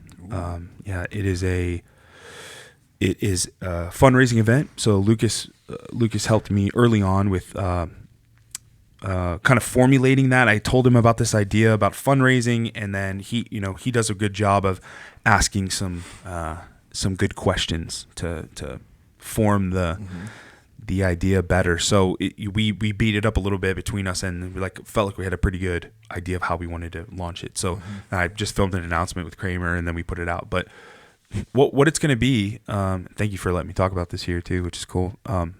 Any gym owners, or if you have a great relationship with the gym owner, talk to your professor or gym owner. But we want gyms to host their own open mat rollathon event. So it'll be a 2-hour block at the same time across all time zones, on the same day.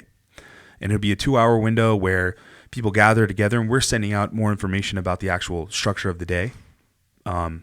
You can just beat each other up for 2 hours, or you guys can pray together, and we'll send out a little thing for you to read to the group before you guys get going. But so it's a fundraiser for Jesus and Jiu-Jitsu, and there'll be like a $20 kind of suggested donation, like minimum donation, to participate. And gyms are going to do their own advertising. They got their own waiver situation, which is great. It makes it easier on us. Yeah. But it will significantly it will impact the ministry in a really big way if people show up. I mean, we've already had dozens of gyms reach out about becoming or being a host for a rollathon event, which is across the country. Like just people writing in from Florida and Idaho and Oklahoma. So it's just amazing, man. Damn, that's huge. That's awesome. So we're going to announce the actual day and the time soon on social media, and then also in the through our email channels that Lucas has been heading up. So if somebody wants to be on the email list from Jesus and Jiu-Jitsu, how do they get signed up for that? So you can head over to JesusandJujitsuUSA.com, and then there will be a block on the homepage to sign up for the Rollathon event. If you are just going to attend at a gym, you don't need to sign up. This is for gym owners, academy owners that want to host or are interested in hosting. And then they'll get a follow-up email from us shortly here. We're putting it together. I was working with Kramer on Saturday morning about the actual verbiage and then what we're going to include. But essentially, they're going to get a little social media, like a marketing kit. Cool. Where we're going to give them some things that they can post on their social media to advertise for it, and with all the information they need. And then we're sending them a QR so that you don't have to mess with money. You don't have to pick up cash like we talked about the other day. Yeah. You can just have people scan the QR and donate directly to the ministry to participate. So. That's awesome. Very clean. Yeah. Yep. Awesome. Lucas, what do you got for Isaac before we close it out?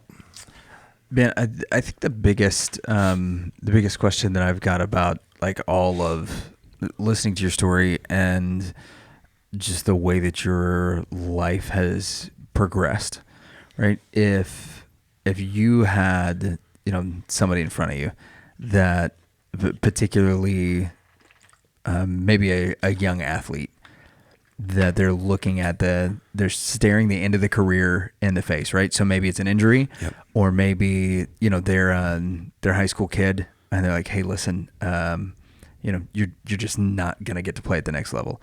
Or, then the college grad that's at the same spot where he realizes like, hey, my athletic career is over. This is where my identity's been placed for so long.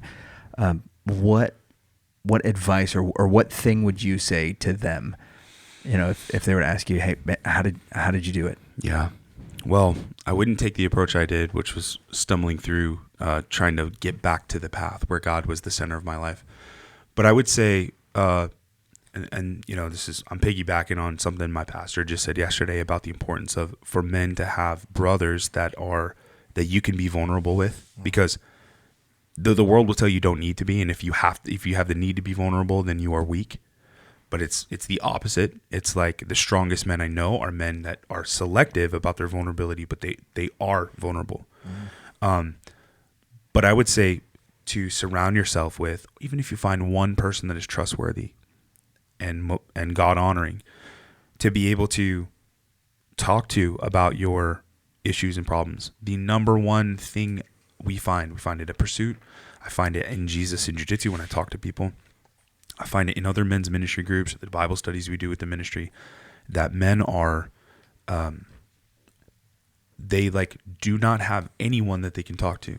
And so when you're like in that season of my life, I was struggling badly, and I didn't feel like I could talk to the church people that I knew because I felt like my sin was going to be exposed to them. I felt shame. I also didn't feel like I could talk to kind of my football buddies because I felt like there wasn't any really compassion there. It was just like, yeah, man, it sucks you got hurt, but there wasn't true compassion and vulnerability. But if I had the wisdom that I have now, I would seek out a person like that, pastor that helped me get back on the path and pour my heart out to him about the things I was struggling with, about my feelings of inadequacy or not being able to perform, or all the things I was just trying to numb during a season of my life. I would have confessed those to a person that can actually help direct me back toward the Lord. So I would say you have to find a brother to lean on, and you have to lean into the Lord, because there's no other way to deal with all this stuff that's floating around inside of you. Alcohol is not the way, sleeping around is not the way, drugs are not the way. There are temporary numbing solutions. Pouring yourself into some weird thing and making that your entire identity, that's not the solution either. Pivoting from one obsession to another is not. The only way is to actually deal with all of that heartache that's floating around, and then being vulnerable with someone else and having them pour into you. They have to be a godly person, because stoicism will only take you so far. Andrew Tate's not going to save your life, but Jesus Christ will. So leaning into the Lord and having a person that knows the Word of God, be able to, being receptive to it and being vulnerable. So I'm saying that because, people will only, like my wife's a counselor. She can only help people to the extent that they tell her the truth about what's going on. That's good. Yeah. So I'm saying find a person like a pastor and be truthful, be brutally honest and vulnerable. And then God will use that vulnerability to help that person speak into your life and pour into your life. So that's huge. Yeah, man. Thanks. Lucas is going to go through some stuff, and then before I close it out, we'll have you share a final thought for our listeners. All right. Well, hey, thank you guys for checking out the JP Dinnell Podcast. Isaac, thanks so much for being on here with us, man. And thank you guys for making this possible. When you when you subscribe, when you share this with somebody, it just helps to further not just the NCC Mafia that's growing every day, but it also spreads the word about the podcast and the good stuff and the awesome people that we have on here. If you want to join the conversation, hit us up on social media. I'm at Lucas Pinker. JP is at JP Dinnell, 2 N's, 2 L's, and Isaac is at Isaac.Tauaefa. Good luck.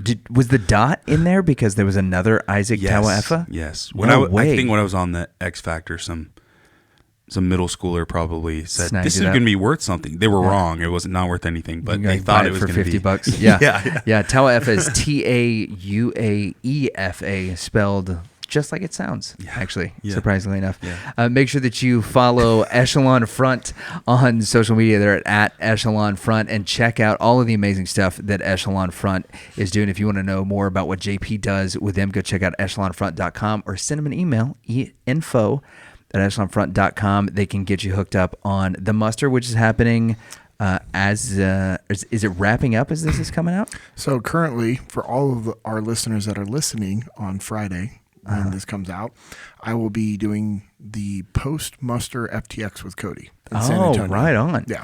So that's next happening. Yeah, you're listening to this. Yeah, the next big events will be FTX 017 in September here in DFW, and then Muster 023 will be in Orlando. Ooh, yeah. In December. Nice. Yeah. Yeah. Awesome. Sunny Florida. Yeah. It'll be awesome. Go to Universal and then go to the muster.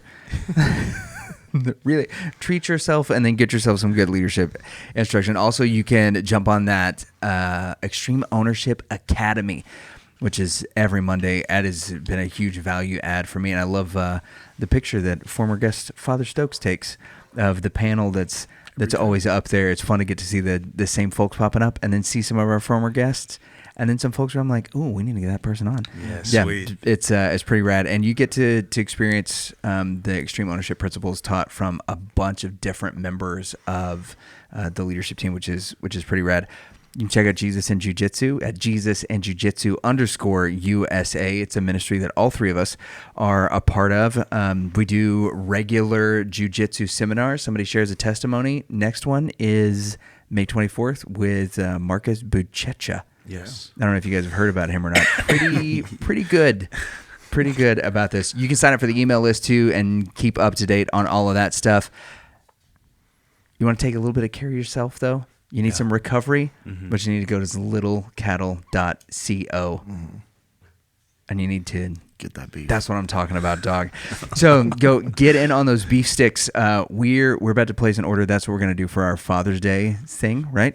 You know, we give the moms roses on Mother's Day. Father's Day, you're going to get yourself a little Cattle Co. beef stick. A bouquet of beef sticks. That's a great idea. It was way better. Yeah, it's a great idea. Like those flowers will die in a day. The gas from beef sticks will last for at least the afternoon. So no, it'll be it's awesome stuff. The regular and the jalapeno flavor are amazing. The beef tallow products there are absolutely incredible. The invigorating coffee infused scrub.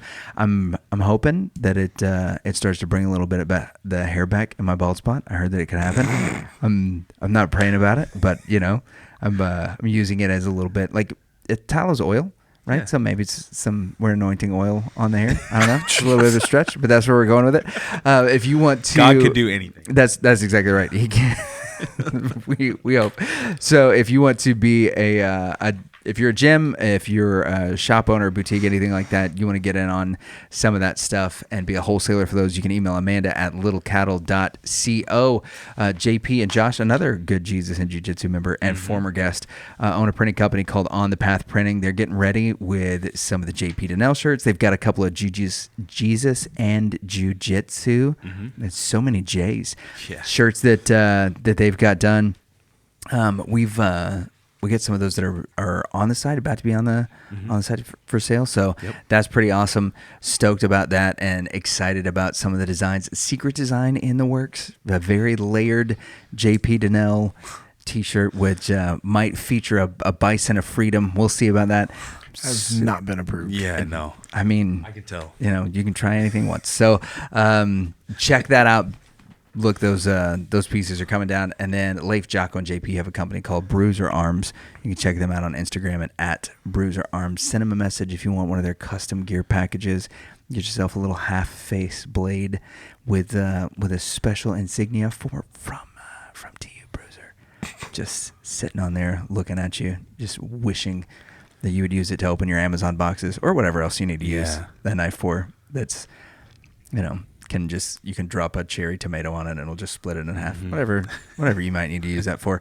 Anyway, you can check them out. They also do some training, customer training. If you want to learn how to do the stuff that they did and the ways they learn how to do it, go check them out, drop them a line. And finally, we talked about a little bit of recovery after Memorial Day weekend. If you're going to come to the Jesus and Jiu-Jitsu event, you're going to want to wear your Origin gi because it's the best in the biz. Also, they're reissuing. We're coming back out with the Rift. With the Rift gi. So it's the first time in like 4 years that they've done this. The marketing says it's like second skin, which sounds awesome.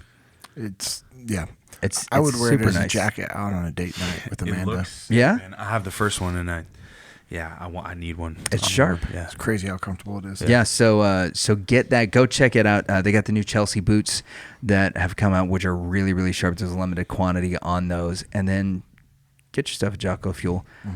You're gonna go roll hard whenever you see Marcus Buchecha. Come on. You're gonna roll hard in preparation to go see him. Yeah. So you need to make sure you're getting a little bit of that krill oil. Keep those joints fresh, especially if you're in the over 35 crowd. Because something happens at 35 in one day where you start to just make those dad noises. Your feet hit the floor and you're like, and it comes out of nowhere. Yeah. Take the krill oil, the noise stops. No more involuntary dad noises whenever you start taking the krill oil. And it's amazing. It's absolutely incredible. Also, the creatine, 680 studies now on creatine that shows that no matter how old, but they've only done like 2 and older, but they say you can go younger, put it in a little kid's formula bottle. That's not medically recommended, but it's all powder, shake it up. 680 studies have shown from ages 2 and into infinity that between 2 and 5 milligrams of creatine helps with sleep, helps with cognitive function, helps with bone and muscle density, also helps with a little bit of that hormone regulation for our friends of the fairer sex who may be up in years, hitting that menopause area. Those studies in particular, tons and tons of information about how just a little bit of creatine, unflavored, put in your drink, shake it up, put it in your hydrate. You won't even know that it's there.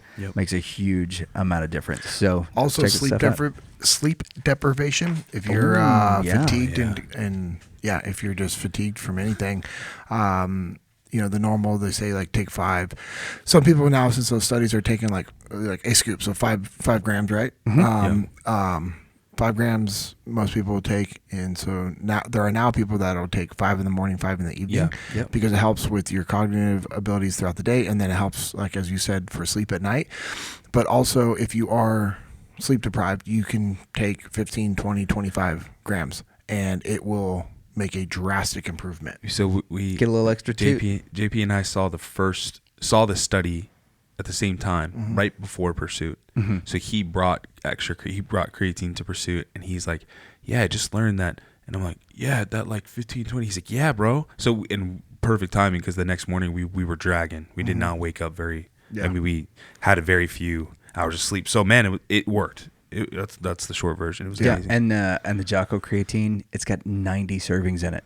Yeah. The other creatines, you're like, oh, you know what? It's $15. Why did I pay $30 for this one? Because it's 3 times the amount of servings. Yeah, and it's better stuff. It's been third-party tested, and not everything has. True. So you're not getting up on a bunch of rice flour that you're trying to mix up into your hydrate. That's good. Just ruining it all the way across the board. And hurting your digestive system a little bit too. What you got for us, bud? Yeah, man, I just want to encourage, I feel like specifically, we talked a lot about, there's whatever in ministry, right? And you talked in the very beginning about, like part-time, or if you're full-time, like vocational ministry, you get paid to do ministry, but you can serve the Lord anywhere you are. You can serve the Lord in any industry, and God has designed you. He's given you passions and desires when you're walking with Him that, you might like cars. You might like, golf. You might like, there's like fun things that you do, or you gravitated toward, you're an electrician or whatever. It's like those things are not things that are far from God or don't honor God directly, or just like kind of trivial things. Those are things about you that God designed to put you in a certain position to share His glory with other people, to share the gospel, to just be a great light wherever you are. And so my encouragement to you is like, you don't have to be in full-time ministry or part-time ministry or get paid to do it. You have an opportunity wherever you are to share the good news and to be a representative of Christ in every single thing that you do. And so that's really my biggest encouragement for anybody, because there are a lot of people who, and have expressed this to me, like in direct messages on the page, Jesus and Jiu-Jitsu page, where they're like, man, I just feel like I'm not serving God. I'm doing this, but I want to serve Him more, and I just don't know how to do that. And I'm like, you are already doing it. You love Him, and there's people in your life who know you, and because of the way that you live your life and that you love them and encourage them, just in your relationships, they will get to know God's glory through you. They'll get to know that His love through you. So that's my biggest encouragement. So you don't have to be officially a part of any ministry to be doing ministry and to be making an impact for the kingdom of God where you are. That's huge, man. Well, Isaac, thank you for making the time to come be on the show. Yeah, it's my honor. Thankful to your wife as well for everything that you do, and she's always supportive of you on that. So thank you, Kim. Man, it's really cool what we get to do. Yeah. And I'm thankful for that. So I hope this episode has been a reminder to go do the work that is needed, to put in the effort, build your legacy, and to never settle. This has been the JP Dinnell Podcast, episode 84.